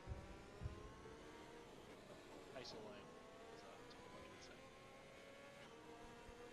So yeah, a couple of the tier 1 guys would have been watching and learning, and will be using that data now to further their advances. But Tom Malone saying, no, none of that for me. I reckon there'll be another safety car here at some point, so I'm going to go soft. But he will want to get one done here on Alex Bowen pretty quickly so he can start to take advantage of those. Safety car going to take us around for one more hurrah as we wait for Zekai Chu to catch up. Currently at the back of the field. He's moving up. He's nearly there, so we'll just have one more lap here. Bert doing another supreme job in the safety car. Hardly puts a foot wrong, this fella. Safety car's really the only chance you get to recharge your battery, because if you use overtake, you just don't get it back in a race. We were talking about that early on for Tier 2, weren't we, JST? Yeah, 100%. There was a lot of flat batteries very quickly. And it didn't look like they were recovering quickly. So the fact that there was 4 safety cars would have been really helpful. And we did enjoy... Obviously, we don't wish upon DFs, but the fact that there was a safety car with 5 laps to go meant that everyone got to charge those batteries up and have one more final zing at it. Made those last couple of laps very interesting. That'd be me, Johnny Boy. I thought it was a great idea. He's offered some great insights in his time here so far. The 2 Williams boys joining us here tonight. Jesse McLean, Tom Maloney, alongside Alex Ime. Oh, you did remember. Yes! Okay. Memory of a slightly less senile goldfish, Jamie Conboy. Good to have you boys on board. Thank you very much for lightening the load. It is much appreciated. The safety car is coming in. Tom Malone doing the Max Verstappen and just saying, hey, Alex, guess what? I'm right here and I got fresh softs on. And I'm going to have you for breakfast as soon as I can. Connor Kingston watching his AV teammate very closely, but he's on 12-lap old medium, so he's not going to have the pace. He's going to watch those 2 disappear into the distance. Alex Bowen being very patient.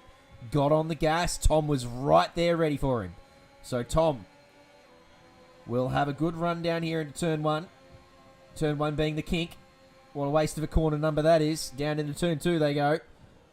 Jared Ellis got a great run from the safety car and goes past Connor Kingston. But Connor Kingston, very patient there. Gets in with the over-under and takes P3 back. But it is still Tom Malone trying to chase down Alex Bowen. Alex Bowen looking like he's going to hold on to P1 here for a little while.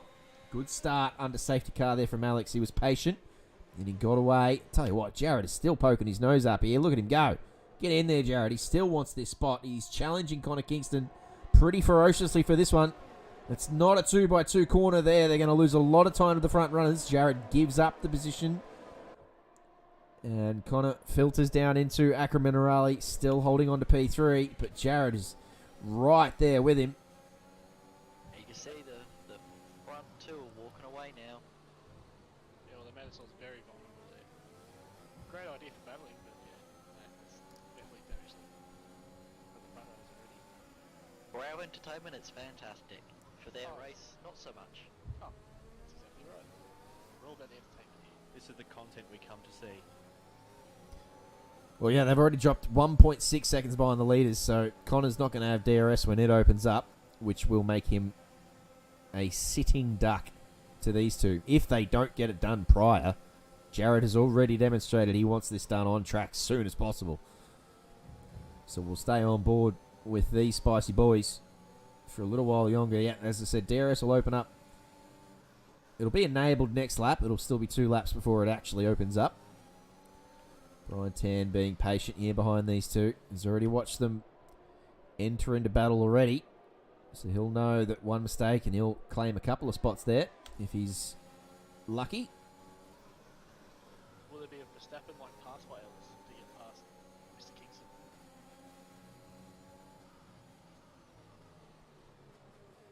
Oh my goodness! Oh, Brian, Jesus! Oh, the rejoin. Oh, no. Oh, the He's whole managed to race- keep it off. He's done well. No, that's fine. He's going to cook his tyres, rejoining. Unlucky for Brian there. He's done a real Tom Maloney there, he has.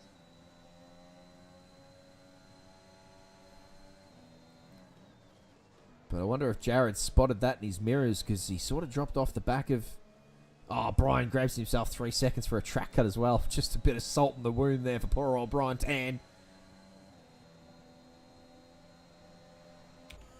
Yeah, the game will give you a track cut warning if you spin at Aqua Minerale. It's quite harsh. That's very harsh, isn't it?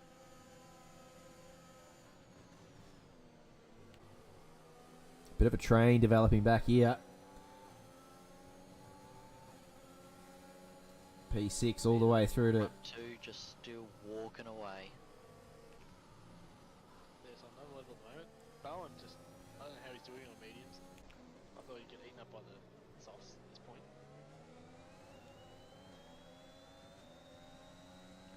It might also be worth pointing out that Connor's on 15 lap old mediums, which might be part of the reason why he's dropping back a little bit too. Another penalty for his troubles.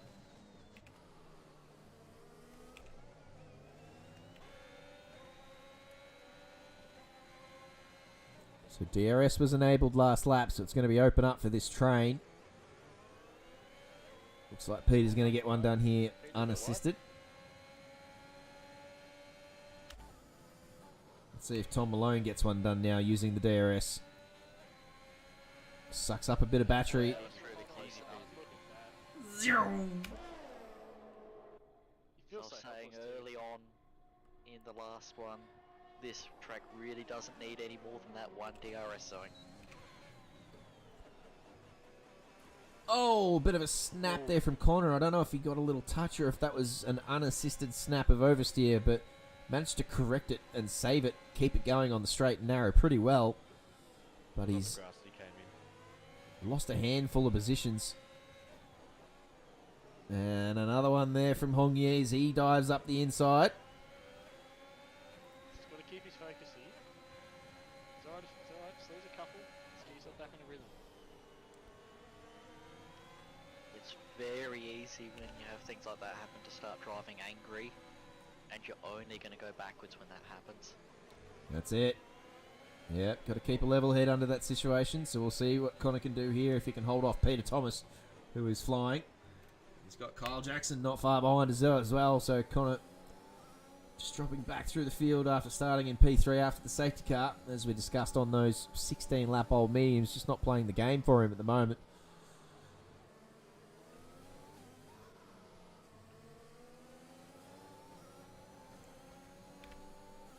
Tom Malone's gone quickest with the purple lap, but Alex Bowen's got the DRS. Not going to be enough down into turn one. Peter Thomas does get Connor Kingston down the inside.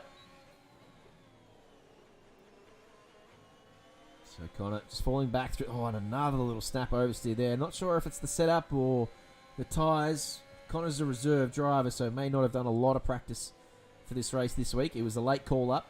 He made himself available. And it's just slotted in nicely here. But clearly struggling with this Alfa Romeo at the moment.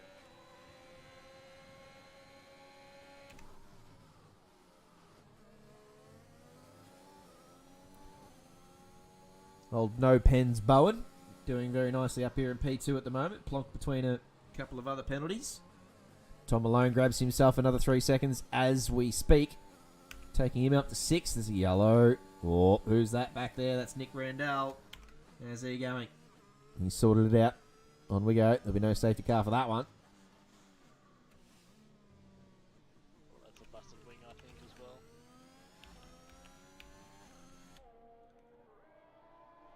Yeah, there's a fair bit of end plate missing off that Alpine. Well spotted by you, Jesse. Straight into the pits he will go. Tom Malone grabs... Wing replacer, I know these things. In he goes. Tom Malone grabs his spot back. Up into P1 he goes. There's plenty of positions changing hands since the safety car. Nathan Monks, since the start of the race, has picked himself 8 positions, so he's loving life up there. Currently in P3 with no penalties. He's a fair way off the back of this pack, but holding off Jared Ellis. Oh, Jackson with a nice 7 positions as well in P8 currently. More yellows. More yellows, we've got it. Sector 1 and 2. That's not Brian Tan again, is it? I think it is.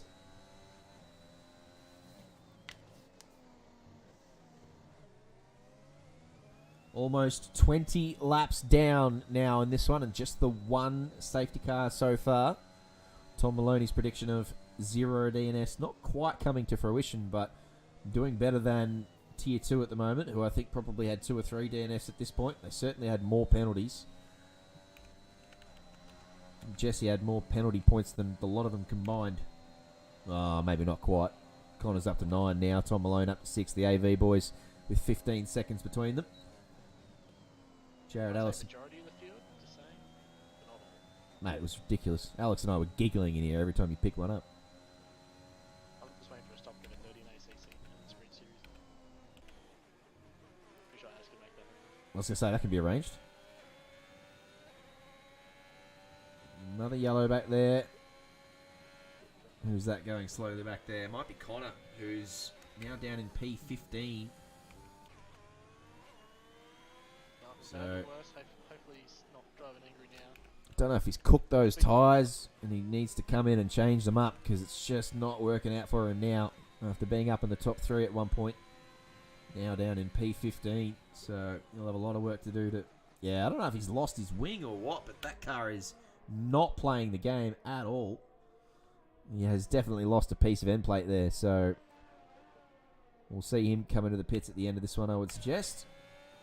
Tom Malone now has closed the gap a little bit to Alex Bowen, and he'll have DRS, but he's not using the battery, so I don't think he thinks this is the lap.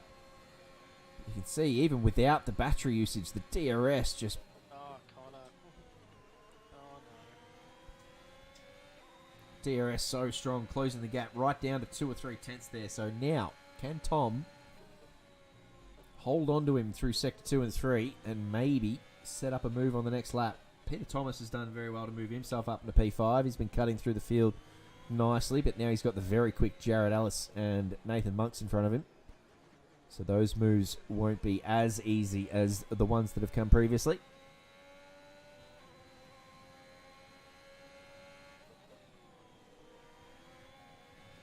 Jeremy and Kyle back here.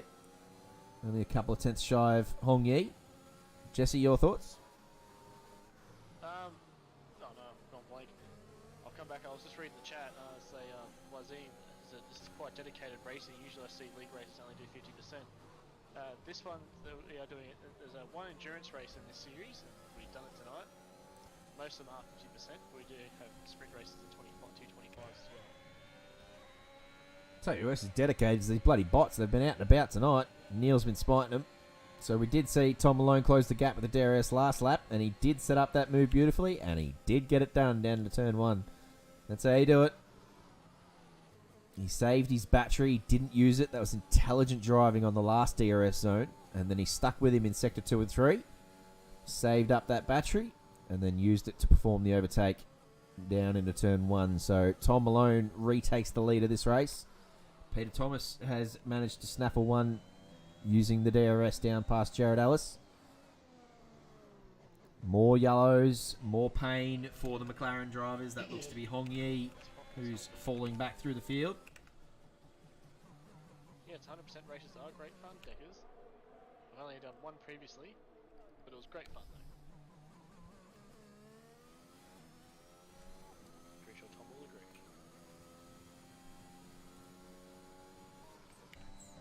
Hard work. The end script.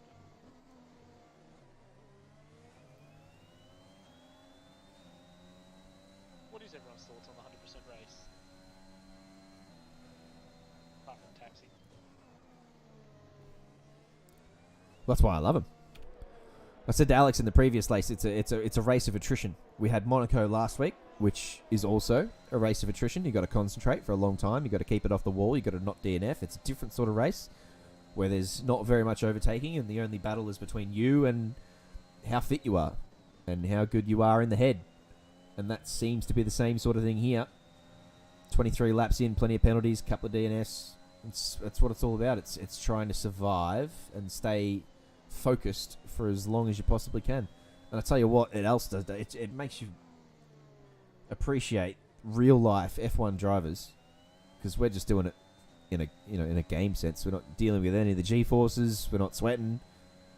So the fact that those guys do it every second week Goodness gracious, they're pretty talented individuals, if you ask me. With a hint of man.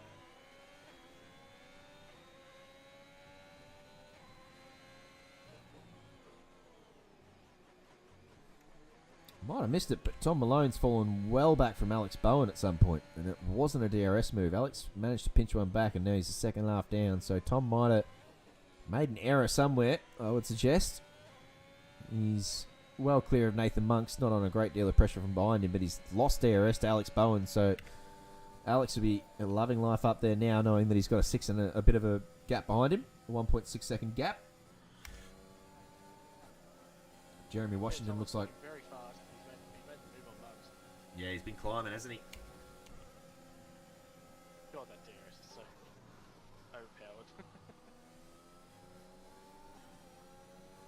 Yeah, I don't know if it's overpowered. It's certainly powerful, but we probably wouldn't see moves made on this track without it. So I'm glad it's there. Because, yeah, the rest of this track is such a flowy track. There's not really any deep braking zones where you can send it. So I am glad it's there. Some penalties starting to roll in a bit more now.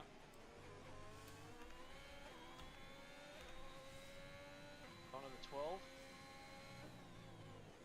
Threes though. What are threes? A couple of sixes.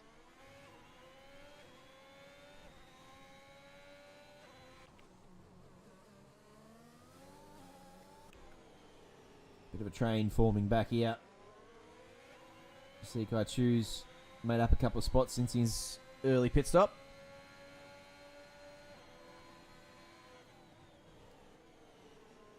Just chasing around Danny Wong, who's moved up from the back of the field. He's had a pretty good race so far, Danny. He's going about his business quietly, and after his qualifying ban, starting from P18, he's up into P9 now.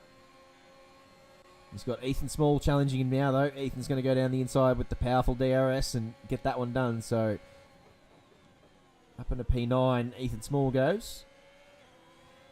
Donny Sadewa just biding his time here nicely.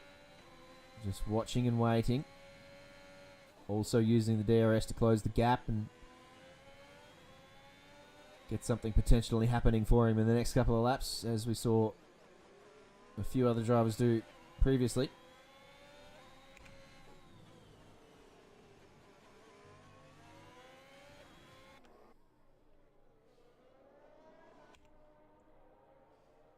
We're off to next week. Anyone got the schedule in front of them? What are we up to next week? Spa, is it? Right. Yeah, it is. A 50% race at Spa. Tom is very excited for this one. Herbs of death.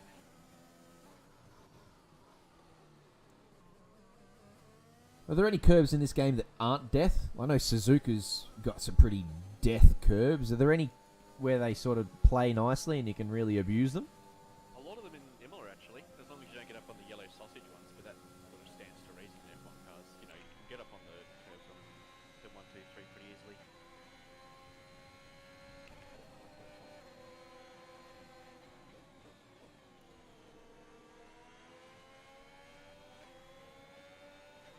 Nice little train of battle down here. Oh, Dano. Danny! Hey, hey.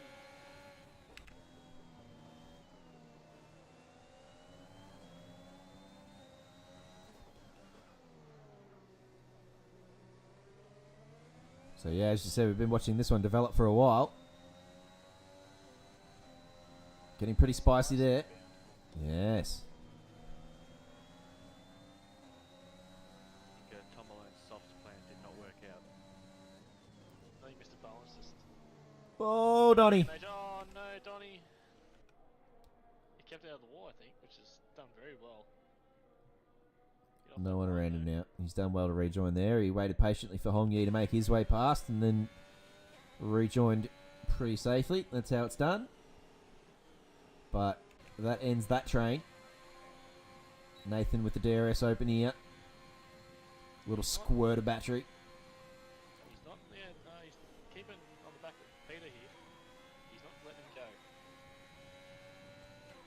Both fast boys too. Very strong.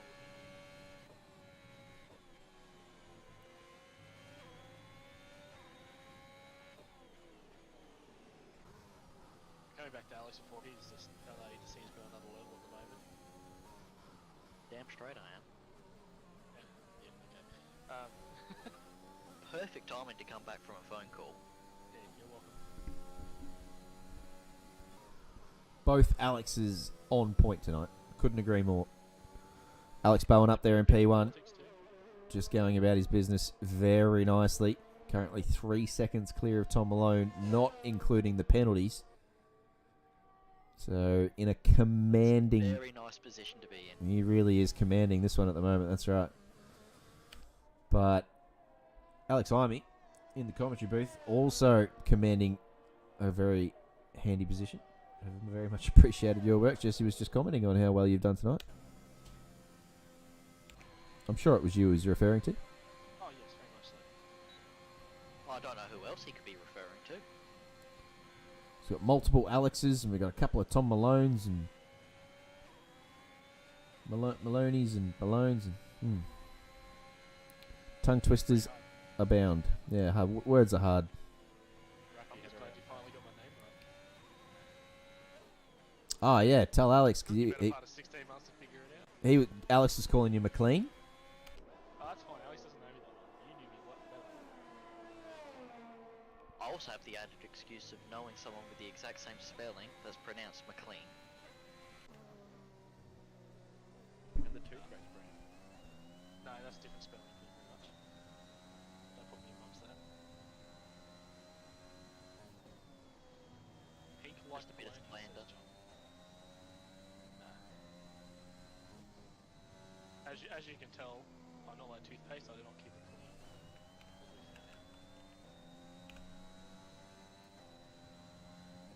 So the gap's opening up now. No one really within DRS range. Danny currently holding on to Ethan Small, about 8/10 behind, but everyone else has sort of drifted out a little bit. But these tyres, especially the softs, will be really starting to decay now. The mediums will be really in the middle of their performance window, so they'll start to drop off shortly, but the softs won't be far away from requesting a change. We did see softs stretch out to sort of lap 26, I think, was the most we saw a soft go, so it's not like they can't stretch on, but the performance will drop off for sure. So we may start to see some errors creep in here shortly. Danny's done well to close the gap here to Ethan Small. And doing very nicely You were considering... saying at the start of the night that you're expecting him to recover from that quali ban into the top 10. Yep, and I called Franco's podium too, so I'm on fire tonight with these calls, just quietly.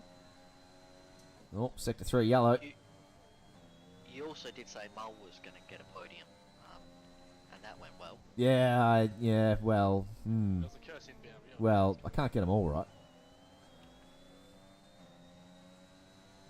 Who was that yellow back there? Looks like they cleaned it up. Sector 3. Who was that in sector 3?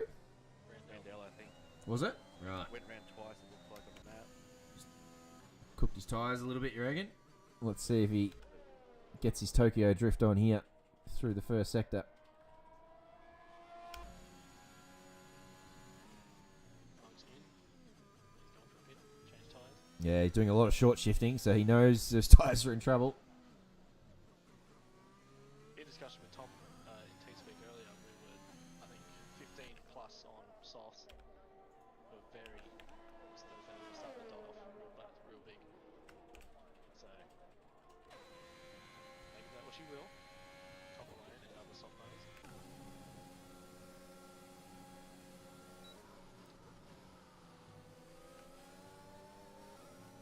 Whoa, there goes Brian Tan as he exits stage right. He's gone. Is he out, dead? or is he just No, he's still No, he's alive. He's having a 3 seconds? he's having a shocker of a night. His poor old Brian. He's not the first time he's looped it.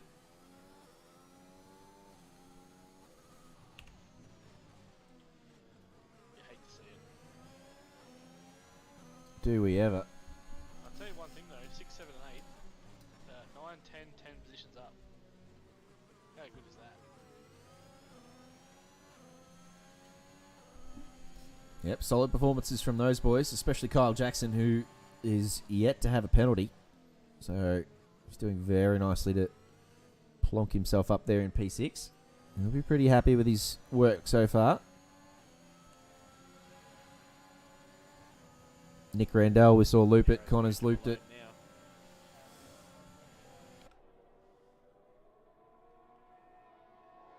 Nice. Easy. That's Benny in the pit lane. Yeah, it's not the first time we've seen that tonight. It's in Who else did that? tier 2. I did that. I know. Who else did that? Yeah. Someone had taken out the entry board. Ah, It's very difficult to see. that'll Sound do it. like excuses to me. They are excuses, but they are valid. I felt very. I actually made it, but I was about 10 k's over. I was slamming the brakes and just said no. No, I was losing it. And then Tom was disappointed boys come through the chat. Yeah, Tom was Whoa. right on Tom alone here. Yeah, a little bit of dancing between these two. There'll be a lot of respect between them. They're teammates, but looked like Peter was going to have a crack there. Tom defended the inside, and then it kind of looked like Tom was going to give it to him. Peter didn't want it. He definitely wants it now. Tom defends the inside. Peter goes around the outside. Gets that one done pretty comfortably. Tom doesn't fight it too hard. So Peter up at a P2 now. Coming from the stars. He's been on it tonight. He our series leader currently. He is. Yep. Currently holds a 40-point lead over Mitch Weatherburn. So he will extend that greatly tonight. Dimitri Forrester currently in P3, not racing with us tonight. So, yeah, Peter Thomas in for a very handy bag of results. Bag of points, yeah. If he can hold on to this result. We just got to remember that there's still quite a few rounds left. Anything can happen. Just one race to play on. Poor old Brian's having a shocker. Christ, he's down there in last. He's got a handful of penalties. He's spun it a couple of times. This ain't it, Brian. Tell you what, there's plenty of blokes out there with penalties. Connor's up to 12. Well, he's up to 12 a while ago, actually, so he's done well to calm that down.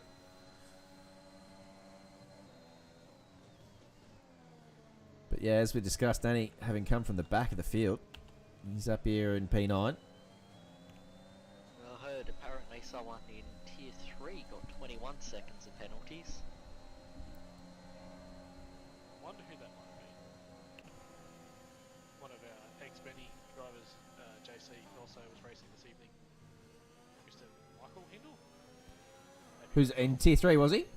Yeah, he was. He had a Nice good work, Mikey. I like that. He's also racing in the ACC Rookie Series, if I'm not mistaken. So great effort from him to join in and support OR's racing and get amongst it. He's doing very well in ACC too, by the way. He's improving each week. Loving that from you, Mikey. tenfold. He has been. He's been doing well in the Aston Martin as well, so I've been keeping a close eye on him. Yeah, well, you don't improve unless you get out there and give it a crack. Exactly right. That's why JC owed me money. Oh, Ethan Small hangs on to it. I thought Hong Yi was going to have a dip at him there, but I think he just came off the throttle there expecting Ethan to potentially loop it and didn't want to get into the rear of him. Ethan's struggling with these tyres now. Wonder how old they are, because he's slipping and a sliding. They are 21 laps old. They're not actually that old, considering Danny's on 30 laps in front of him. And Hong Yi chasing him down is also on 30 laps. DRS open for Hong Yi here. Absolute sitting duck. Easy peasy, lemon squeezy. Down he goes.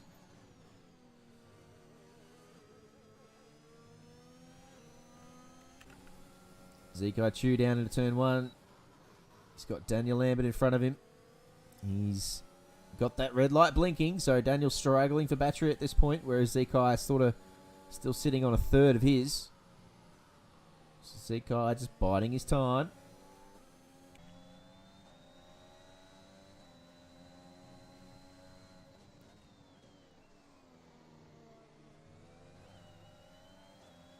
It's a question for Tom here, because you're very good in this section.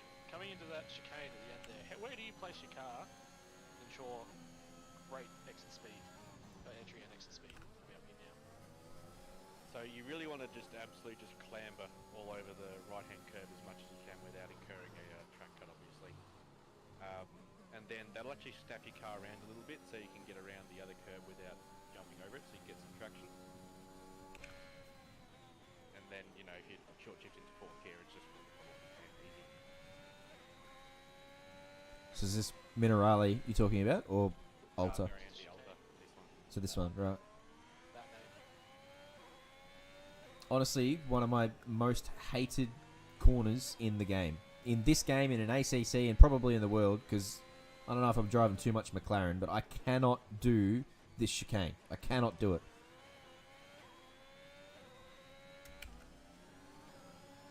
He's another 3-second penalty. Notice that you can't go too wide there because you start picking up pace. They give you a set track limits there. You've got to come straight back on as soon as you go off. Otherwise, bang. As I've seen this before. I know that from experience. You see, Peter there was just experience, like all his experience. He just seems to take the perfect amount of the right-hand curb, and then gets a great exit out of the left and doesn't run wide. Hong Yi here probably could have taken a bit more there. Like, I think in theory I know what I'm supposed to do. I just can't friggin' do it. Ferrari is Connor turn Kingston, DNF. Oh, done.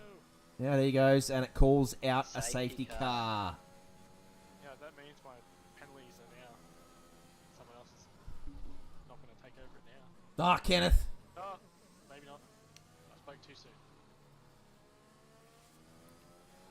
Kenneth grabs himself 5.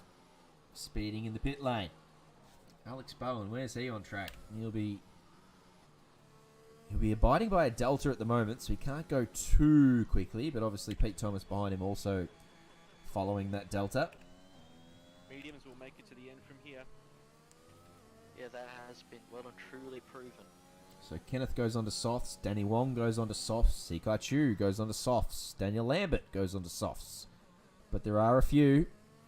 Kyle Jackson, Hong Yi, Tom Malone, they've gone on to mediums. And they've got the news. So are they putting themselves in the box seat? Interested to Based see what... off the last tier, All good, mate. You done well.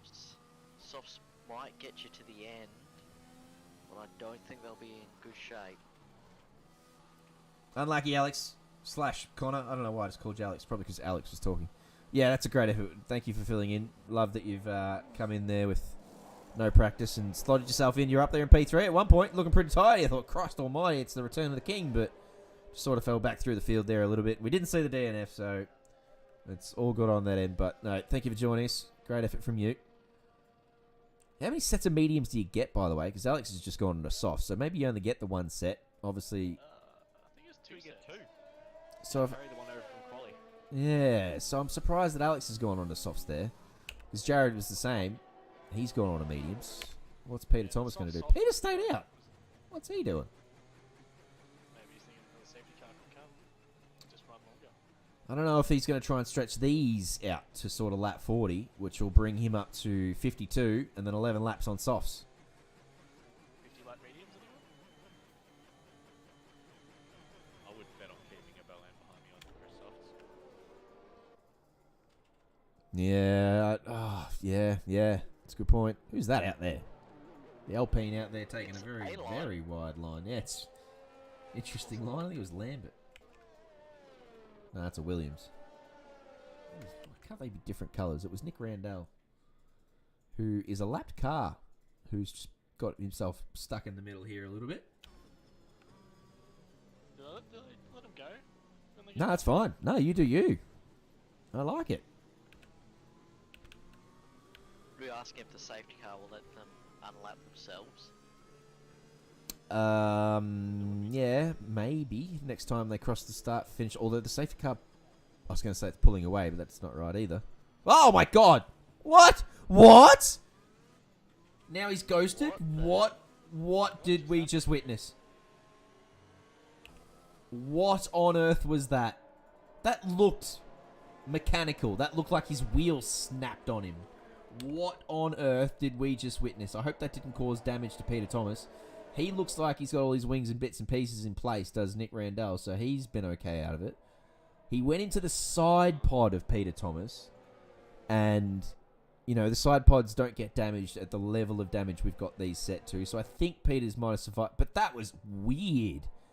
That looked like, honestly, it looked like his hardware either kicked, like his direct drive wheel snapped on him, or as Diabols was pointing out, maybe AI took over there for a little bit and just thought, you know, I'm going to go I beach. choose violence. Might have just been his MFD, picking out his strategy. Wow. Yeah, maybe. Could. Yeah, wow. Oh, goodness great. Yeah, Decker's saying the steward's office is going to be very fun. Deckers, I don't know if you saw I'm glad it's not my job for F1. the overtake that we saw in Tier 2. That'll be very interesting for you to look at. The overtake for the lead at one point. Yeah, had a couple interesting ones in Tier 2 as well. So it's been an interesting night for sure. And obviously with 100% races, there's more time for extra spiciness. So yeah, it'll be a long night on Tuesday. I reckon it'll come in this lap, Alex. Your thoughts?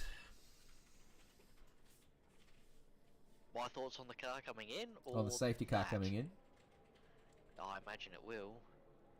We would have seen it by now, though, wouldn't we? Yeah, would have done it just there. They leave It's it been a late, chicane. as we found out. They're all bunched up. Oh, that's a late safety car in. It is coming in, but it's just decided I'll do what I want whenever I want. Mr. Mylander said, nah, buggies. Right, so it's Play on. Peter Thomas who's going to lead us away. He's going to lead Nick Randall away, which is going to look weird because he's back at P15. Alex Bowen not far behind at P2. Will want to get past Nick pretty quickly. Nick will, I would suggest he would just pull over here, right? Like he would just get right out of the way, does Nick Randall. Nicely done by him. And that's let Peter Thomas zip off into the distance. He's enjoyed that. Tom Malone now challenging Alex Bowen around the outside. Does Tom want to have a crack at this? There's a bit of a tyre difference here, so I'd suggest Alex holds onto this, and he does. But Tom was very interested there. That has cost them a lot of time, though. Alex is already 1.8 seconds behind Peter Thomas. Now, Tom, you rightly pointed out there was a significant tyre difference between Peter Thomas up here and his 27-lap-old mediums. How quickly does Alex close this gap on those softs? Should be pretty quick. Within the lap or two. Randell's retired, it looks like. Yeah, he has. So he pulled into the pits and retired. So maybe he was having net issues, which is what we saw under safety car there. Maybe he just sort of, as Decker said, could be desync, it could be anything, but he's done the right thing and he said, I'm not going to ruin anyone's race. I'll pull into the pits and I'll call it off. Unlucky tonight, Nick Randall. Alright, so there's a train that's developed back here. Obviously with no DRS yet, that won't form into too much spiciness just yet. But we'll probably stay on board with Alex Bowen. I want to see him close this gap. He's brought it from 1.7 seconds down to 1.1 in the space of that second and third sector. And it's a purple lap as well, if you don't mind. The fuel load's obviously coming down, but that's on not optimum warm tyres. They are brand new softs, but they weren't warm. He's just come out of a safety car, so he clearly got that lap right.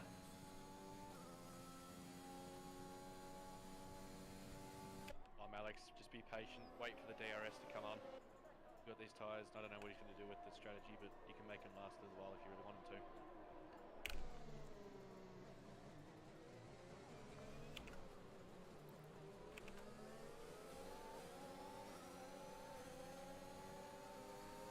Real benefit of the fresh tyres and the traction zones, the way these guys are just punching people out up the hill.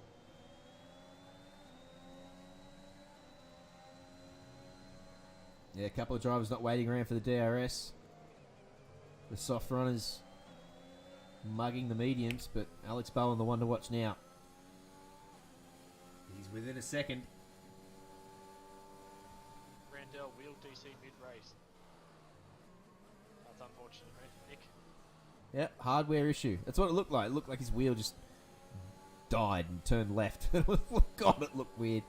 Could have been much worse. Goodness me, at that end of Peter Thomas's race. What on earth? Alex Bowen goes quickest again. Purple after purple. So now with the DRS activated, it'll be the next lap where he gets to open it up for the first time and have a red-hot crack at Peter Thomas. Bring it on, so get him before.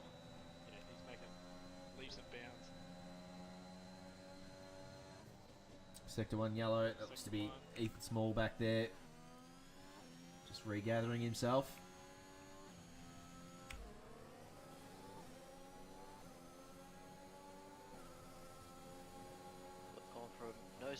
cars to so far 6 tonight. It's been a busy night for old Bert. I say old Bert. How old is Bert? He would be old, wouldn't he? He'd be sort of like mid-50s, probably 60 or something. Bert Mylander. Go on Google that. Oh, Alex Bowen grabs himself his first 3 seconds of the night as he tries to chase down Peter Thomas. So that makes it interesting. He now equalises that penalty. He's 51 years old. Ah, it's not as old as I thought he was. I wouldn't Looking say good. super old. Doing well, Bert. What a job that bloke has, by the way. Yeah. Yeah, it'll be a pretty good weekend. So Alex Bowen gets it done as predicted. Zikai Chu flying along behind back there in P9. It's a couple of trains forming back there. The DRS open now is going to create a few interesting passages over the next couple of laps, that's for sure. But Alex on those fresh softs will now want to really extend that gap as quickly as he can, especially now he's picked up his first 3-second penalty of the night. He will want to zip away. Peter Thomas, very interested to see what Peter Thomas does here on these 30-lap old mediums. I would suggest he's trying to stretch these to one more stop. Go Gets to soft lap territory. 47, stops all the way home. Easy. So how many positions can he hold in the meantime? What sort of track position can he keep? And what sort of lead can Alex Bowen build before Peter Thomas pits? Alex probably has to pit himself. I don't know if the tyres... Oh, the tyres probably go 20 laps, won't they? The softs? You could stretch them, but GG be struggling towards the end there. Tom, any insight on that? Yeah, but you end up just losing out on track. They actually remain quite balanced front to rear. It's just the just get the 12 down, especially through like your Aqua Morales and Tosa.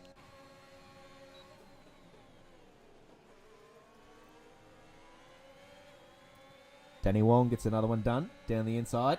Nice move. Nathan now under pressure from Zikai Chu, who has been flying over the last couple of laps. He gets one as well. So these mediums falling back through the field. The soft runners starting to move their way up. Kyle Jackson's also moved back to 12th. Jeremy Washington doing pretty nicely up here in P5, quietly going about his business on these softs. He'll be pretty happy with his progress. First place with no penalties.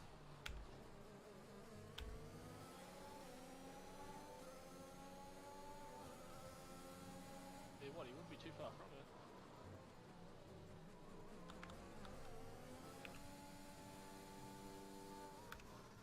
No, maybe. Well, maybe podium position easily, but not that P1 yet.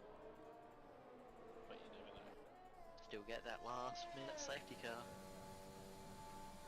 Tell you what, Alex called it very early that Alex is in a very good position, and Alex still looks to be in a very good position. But am I seeing rain? Am I seeing rain? Potential. I can kind of see it. Is that my graphics card dying a very slow death, or am I seeing rain? Oh my god. I'm pretty sure that's rain. If it is, that might explain why you went onto the softs knowing that's coming. Oh, I don't know. I can't see it there. But it just looks like while we're on board. Yep, that is rain. Is that rain? That is rain. It is. Chat's excited. I'm excited. Oh, I'm all a feather now. Rain was forecast in 10 minutes, approximately 10 minutes. What? We were saying at the start of the night that rain would spice up these races. It was threatening for tier 2. Yeah, I was Wow. 20% chance. Christ almighty. Like we needed any more spice tonight. The last 20 laps of Tier 1 is going to be under inclement weather. What? Take that. Hello. Anyone on New Rain, now hot is sliding, it's all happening. Oh, you can see him getting slippery now. Wow. All right. How long do you go out for? That's the question now. Until DRS is deactivated, and then it gets very slippery very quickly. So DRS still open at the moment. Jeff will still be in the ear. He'll be in their ears saying, "Hey, well, look, we know it's raining, but you'll have to stay out there for the moment because it's not quite time for intermediates." But as soon as you see race control deactivate DRS, that is generally the time where they will start diving into the pits for those intermediates. Lando Norris of Russia. We don't need that. Too soon. It will always be too soon for that.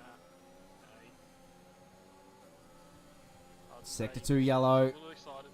It looks to be Donny Sadewa back there, who's gone around on his softs. So he's the first to fall afoul. Speaking of rain and F1, that's certainly a good chance tonight for the Monaco Grand Prix as well. What? No, really? Yeah, there is prediction. Wow. Potential rain. I'm gonna go and look that up. Thanks for the reminder. Wow. Whoa, whoa, whoa. Yeah, these I drivers wish I could stand. really sliding around now. Why Peter didn't pit when he should have pitted? Just I think just waiting for that DRS disable. That's what he's gonna wait for now. Yeah, spot on. Everyone's even ground. It's a big brain strat from Peter. If everyone else is going to have to pit at the same time, knowing the rain is coming, he will stay out here and delay the pit stop as long as he can, stretch out these mediums, and then jump onto inters with everyone else.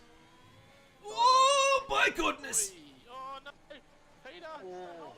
Oh, he's managed to save it and keep it out of the wall. Rejoins the track pretty well. But that has cost him a massive handful of positions. Back to P8 he goes. Oh, my butt was super clenched then. He managed to keep it out of the wall. He carries on. Jeremy now moves up into P3. Jared Alice doing very nicely up here in P2, just quietly, doing very well. The young fellas. If you stand up now, JC, you clenched enough, you're picking up the chair with you. Yeah, yeah. Dive-balls, hope the Goodbye gap out of with your the seat. Astons. The gap with the Astons don't hurt a double stack. That could hurt the Astons indeed. Oh, there's 7 seconds. It'll be a very minor effect. It'll be tight.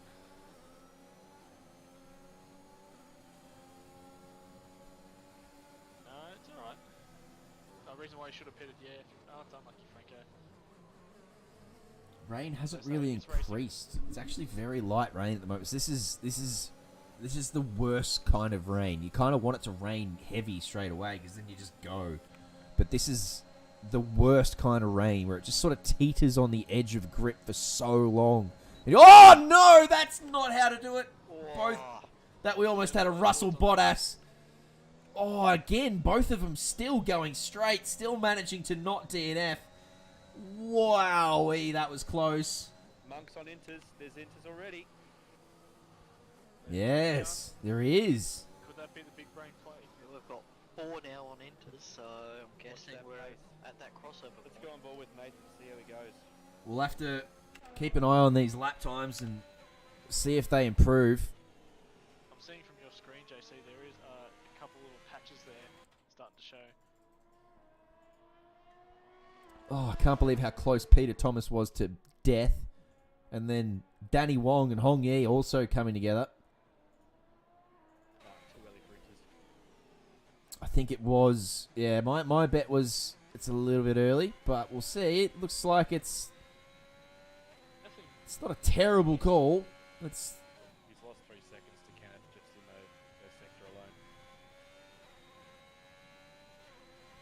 Alex is in the pits. The leader is in the pits. He's had enough of the softs. He reckons it's time. Everyone up the front. Oh, a lot of people speeding into the pit lane too as they struggle with grip. Jeremy stayed out for one more. He's going with the big balls strat. I think it's also going. Oh yeah, no, definitely time now. He reckons He's going with because his he's teammates going to try and gone get with one more. still. We'll see how Jeremy comes out in comparison to Alex Bowen and Jared Ellis. He was P3 before the pit stops. Don't dive ball, stay calm. You'll be alright. Oh, he's definitely struggling now, isn't he? That is an ice rink out there now for our man Jezza. When you push it 1 lap too many. 20 seconds is the benchmark. Let's see where it comes down from. He's got 20 from Alex, and there's 25 to Jared, and then 26 to Tom. So, just how well that stop goes. If he gets in nice and proper. Sector 1, yellow flag. It's Brian Tan going slowly back there. I think he's just putting people through under good flags. There is your DRS being disabled. Race control said that's enough. Jeremy It's been quite the night. still out there on the softs. Prez for Jezza. Hopefully he can bring it around this last corner nice and tidy like. not speed into the pit lane. It was always going to happen. He was coming way too hot. There's no grip there. That was always going to happen. So we'll watch Alex come past now. Pretty sure he should just cruise by here. And I think Jeremy's going to lose out pretty significantly. There goes Alex. Jared next. And then Tom Malone's going to get him as well. Hong Yi's probably going to get him as well. Really struggling at the back there. He's been around twice now. Penalties starting to come in now. A bit more.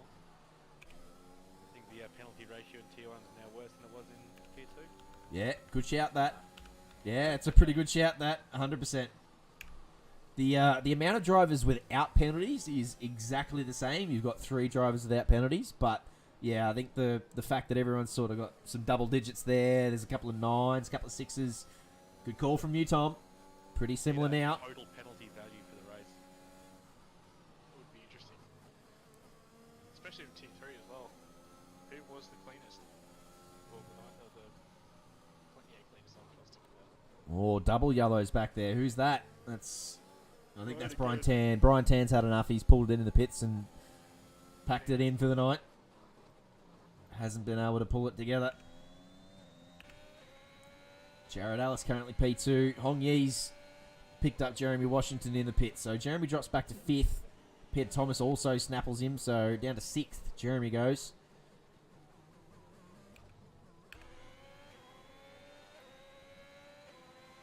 So whilst he does have a 3-second penalty, everyone behind him has got a big stack of penalties as well. So he remains in the top spot. Just needs to bring it home. It's going to be a battle. It'll be like driving a rally car. He's going to be crisscrossed. That's okay. But he's got 13 more laps to concentrate to bring home what will be a very, very classy win. It's another safety car. Safety car. Hong Yi. Just as Franco's saying, a late safety car will ruin a lot of people's day. Oh, this isn't too late.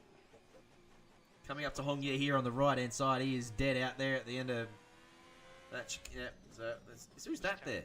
Oh, it's a safety car. I saw another yellow dot. Who the hell's that? Safety car. Bert's waiting at the end of the straight. Come on, JC. Sorry. It's been a long, long, long 31 years of my life. I'm putting you back in the senile goldfish category. Actually, funny enough, I'm not the youngest one in here. What? How old's Tom? Not- How old are you, Tom? Tom's older than me. But Yeah, so you are the youngest one in here. Isn't Alex younger than me? How old are you, Alex? Oh, how old are you? 27? Uh, Nah, I'm older. Yeah, Oh yeah, okay. old I know young you're boy fine. McLean. Jesse Baby McLean. Jesse Hard Tire McLean. Baby donkey. Jesse Donkey Jesse Point Milk McLean. McLean's. What was that? Alright. 12 laps to go in this one now. Bert earning his money tonight is right, Franco. Spot on from you. Is that the 3rd safety car here in Tier 1? And we had 4 in Tier 2. We're at 7 all up so far. Was there ever like a double digit bet? I'm not going to bet it, but No, you won't be seeing double digits. That would require a lot more safety cars, but We that's... were only hoping for a couple, and here we are with 7 for the night. Yeah, 100%. In these 100% races, to have rain and 7 safety cars delay the ending of them, just... Oh, you couldn't ask for more value, more bang for your buck here in Octane Online Racing. We've been going since, how long? 5:30. And the rain and the safety car just drawing these ones out, and just the suspense builds. Will there be enough water for full wets? No. Is my very quick answer. I'd sincerely doubt it. It's like the rain's just not heavy enough. It's still that light, filmy rain. So the track's definitely moist, but it's got to be pretty heavy rain for the wet tyres. So yeah, I think they're all going to stick it out on the inters. Think the safety car is going to do one more lap because you've got Donny Sadea and Ethan Small out the backyard there doing God's work. So they'll take a while to catch up.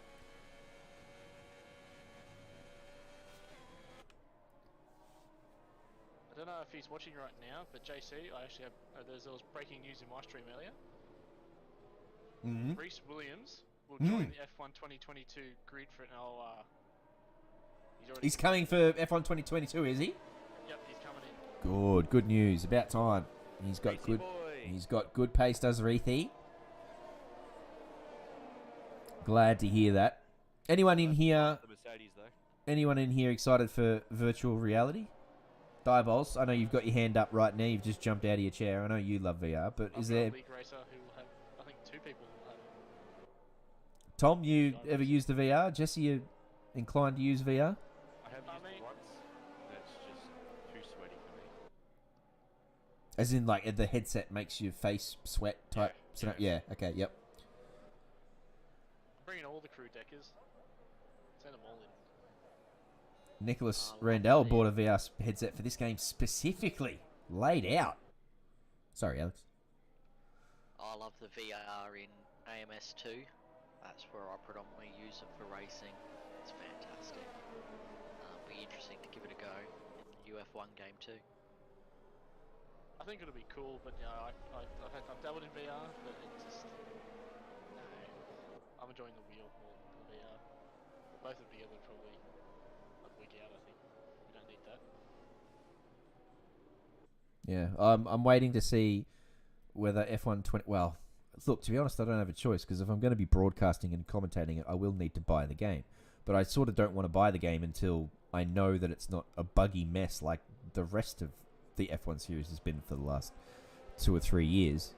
There's no But bugs in F1. What are you talking about? what are you talking about? Someone smite those bots. Get them. Yes, Alex, all over it. Bang.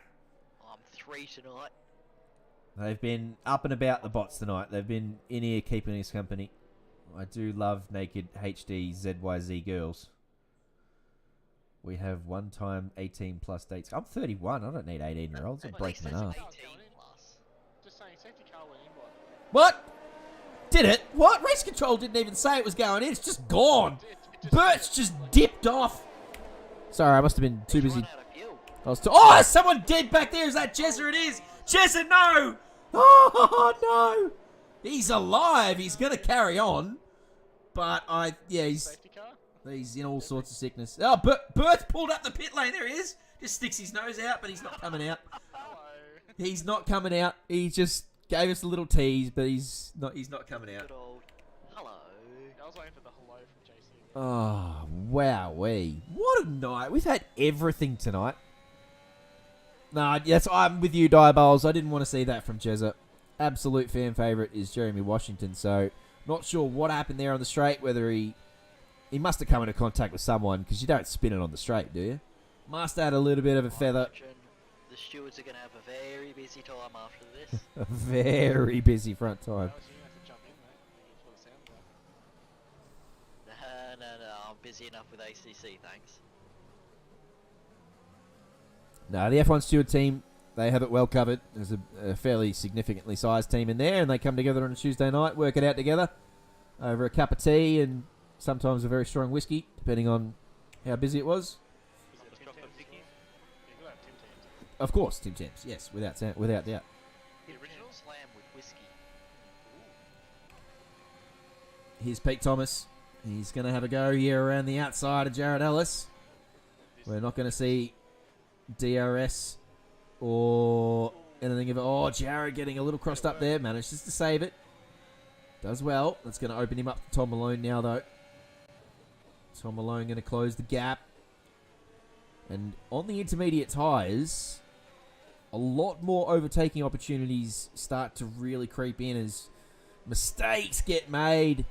Tom Malone really struggling to find traction coming out of the hairpin there, so if Daniel were a little bit closer, he may have had a little dip up here, but that's what I'm saying. On these wet tyres, and there's going to be more overtaking as the mistakes creep in.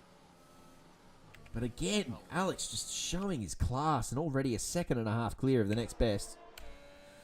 I love that from Franco. It was a party on the straight, on the restart, and Jezza got booted by security. No, poor Jezza. He'll be in here soon, Will Jezza. And we'll get around him. He joined us for the duration of Tier 2. Loves his Octane Online Racing.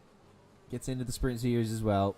Tell you what, Jeremy would be one of the cleverest, wittiest chat contributors. He's very good with his witty remarks.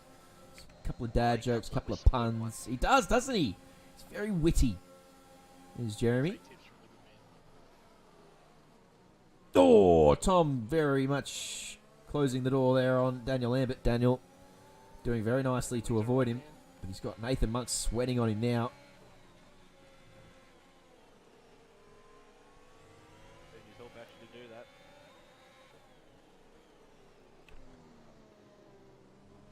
Big trainer cars forming back here. Oh, and you can hear the cars screaming, trying to find traction.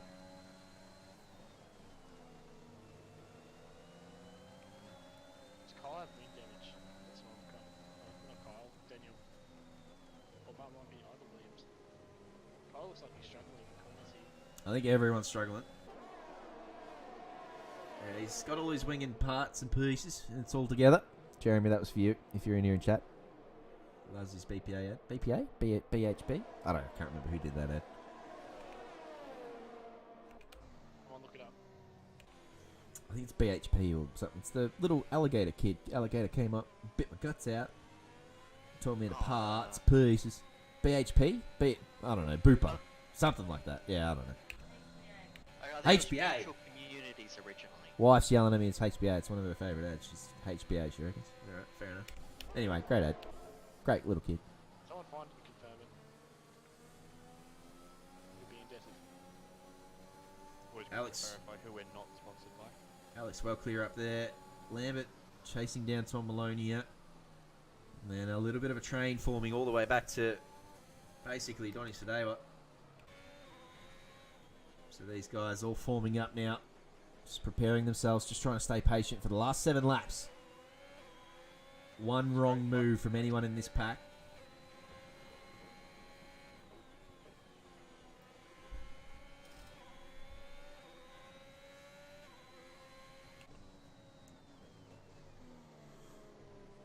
Oh, it's pretty wide there from Zekichu.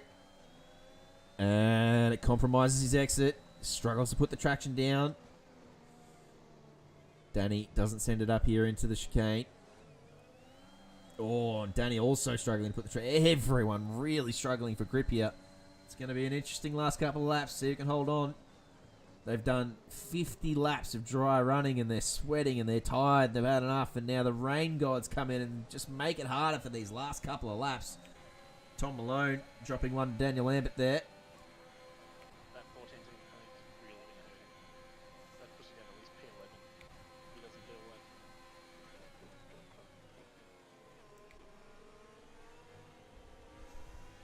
I know the pain, Tom. I know the pain.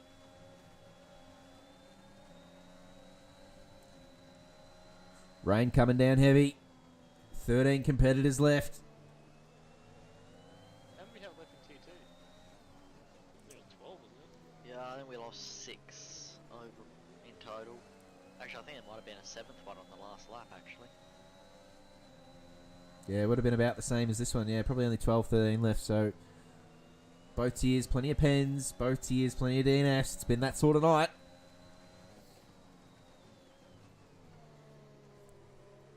As I said at the start, it's all about keeping your nose clean.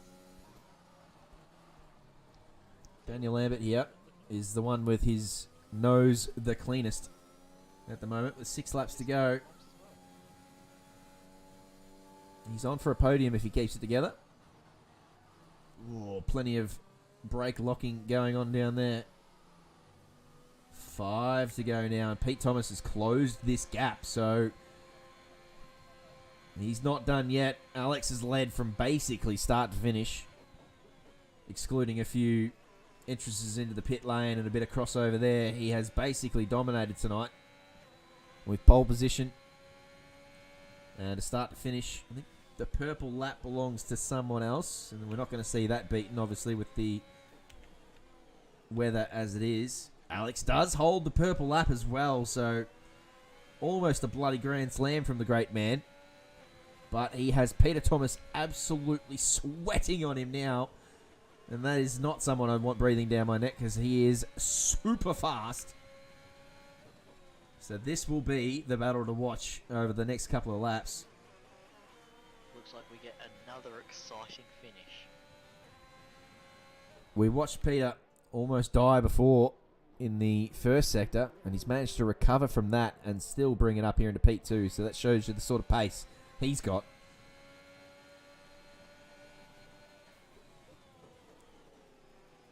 %70 of his battery left. Alex, 65. So on an even keeling there. But he's got the run. He's got the slipstream. He's got the suck. Here he comes. Alex goes down the inside. Here's the kink. They both navigate that pretty well. Pete just lost out as he got out of the strip seam there. And Alex allowed the door to open a little bit. And that's it. That's the move done. So now can Alex stay with him? Both of them with 3-second penalties, so that's not going to come into play. And Jared Ellis, 5 seconds behind him. He's not going to be troubling him. It is just the battle between these two. Mono e mono.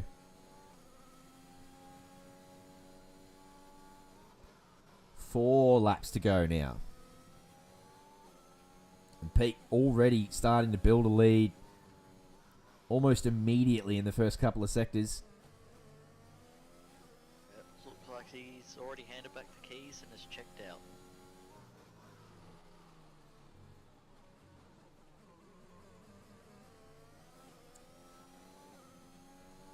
Love to see Alex get back up and challenge him here. He'd deserve it. As I said, it's been a really good performance from him tonight, from start to finish, but Peter Thomas has just zipped into contention. Obviously really happy on the wet track. Has found an extra pace that he needed. And he is driving away. Alex nowhere near close enough now to challenge him down this straight. And down to 16% battery as well.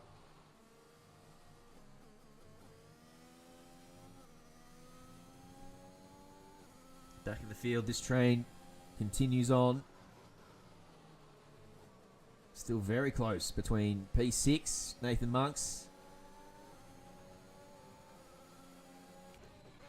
Tom Malone up there in P5. He's got 14 seconds of penalty, so he's going to fall backwards through the field pretty significantly. There is plenty of penalties behind him as well, but he's got more penalties than those guys, so once they all shake out, yeah, he will fall backwards. Love seeing Jessa still out there. Could have easily packed it in and cracked the shits and said, nah, I got no wing, what's the point? But he's carried on. Love that. He'll get points for finishing. That's what it's all about. Assuming he finishes. Oh my goodness. Crikey measy. The traction not there, but he's all good. Carry on, Jezza. Ethan Small, another one to have a poor evening. Currently in P12. Well back from the field. We watched him have a few issues earlier on, but again, still going. 9 seconds of penalties not going to come into play. He probably holds on to P12 from Jeremy. Any predictions for Monaco this evening, gentlemen? In chat.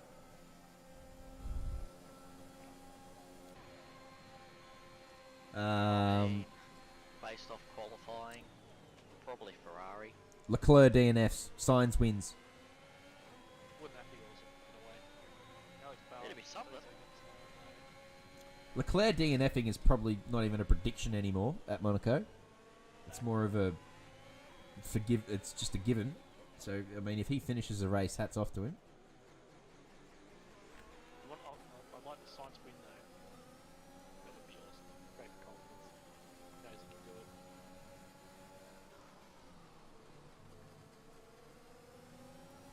I'm going to throw a Perez win in.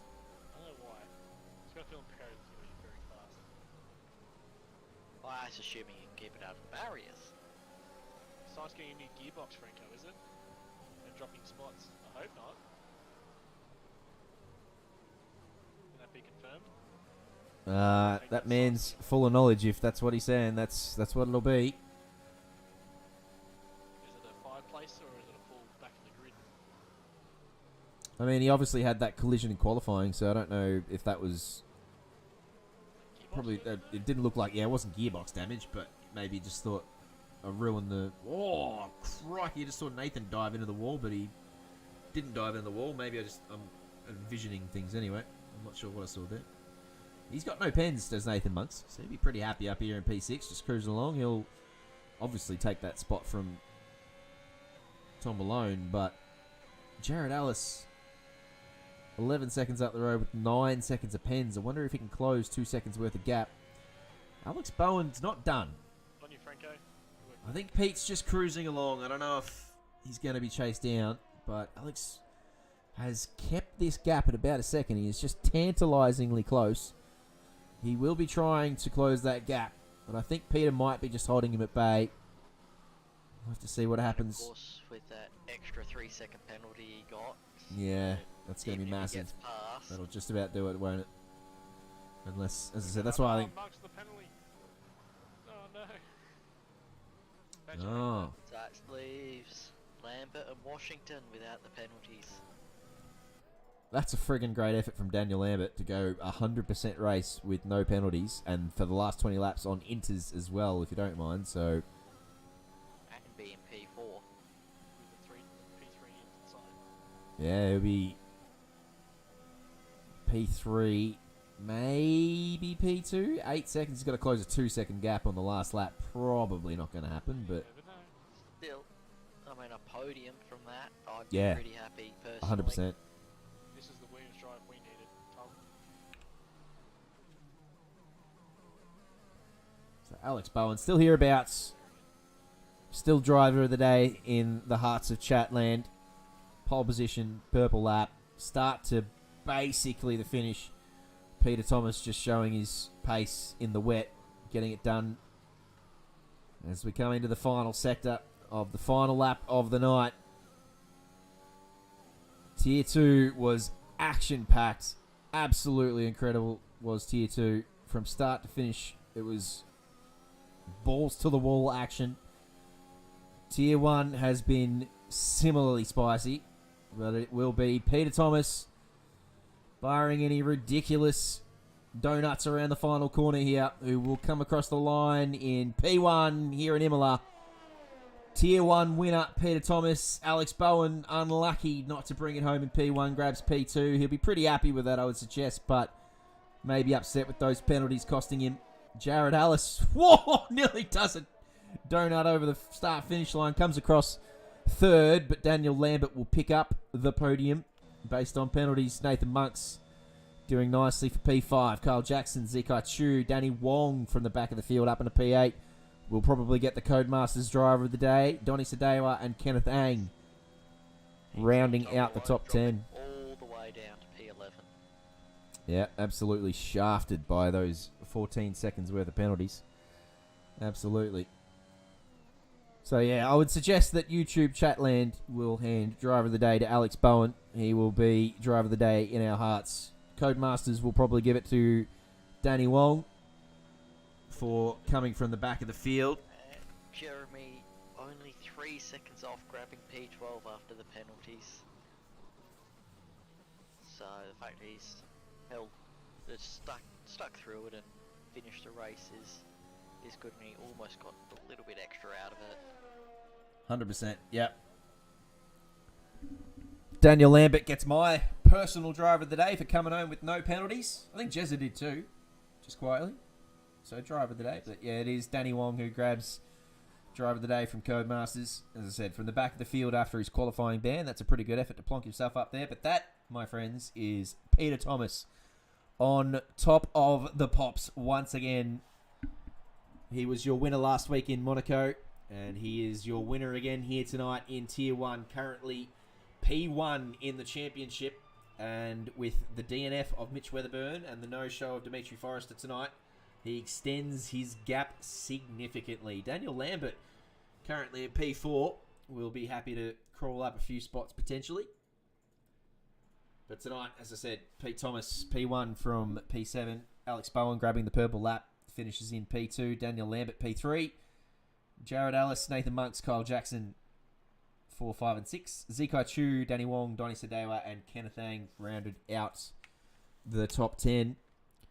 Tom Malone, as we discussed, dropping a handful of spots. Ethan Small and Jeremy Washington, your last drivers to be classified. Hong Yi, Brian Tan, Nick Randall, Connor Kingston, and Mitch Weatherburn unable to complete the race. Oh, goodness me. I'm looking forward to tucking into this gammy chicken because I am friggin' hungry. But I am well and truly satisfied. All sorts of full of Octane Online Racing. I am chockers. Alex Imey, thank you very much for joining me all bloody night long. You've been a star. From 5:30 to 9:30, you've put in a bloody shift. Nice work, my friend. It has been a fantastic night. Some awesome racing. Jesse McLean and Tom Maloney, thank you very much for joining us for Tier 1. Your expertise was well and truly appreciated. Thank you, Williams boys. You're most welcome, anytime. And to you, YouTube chat, Pingu, love your work. Bots, absolutely love your work. Nicholas Randall was in here. Franco was in here. The bots are the best. Jeremy, unlucky to you, mate. Deckers was in here. Wazim, everyone else who popped in for a chat. Absolutely love you, YouTube chat. Until next week when we head off to a 50% race at Spa for the F1s. And a break this week for ACC. So no Sprint Series, no Porsche Cup as we head off to Bathurst next weekend for our Endurance Series. So we'll see you next weekend. Enjoy the rest of your week to yourself. Don't spend all your coins at once. Until then, weekend coming up. This is Octane Online Racing. Thank you very much for joining us. Have a good night.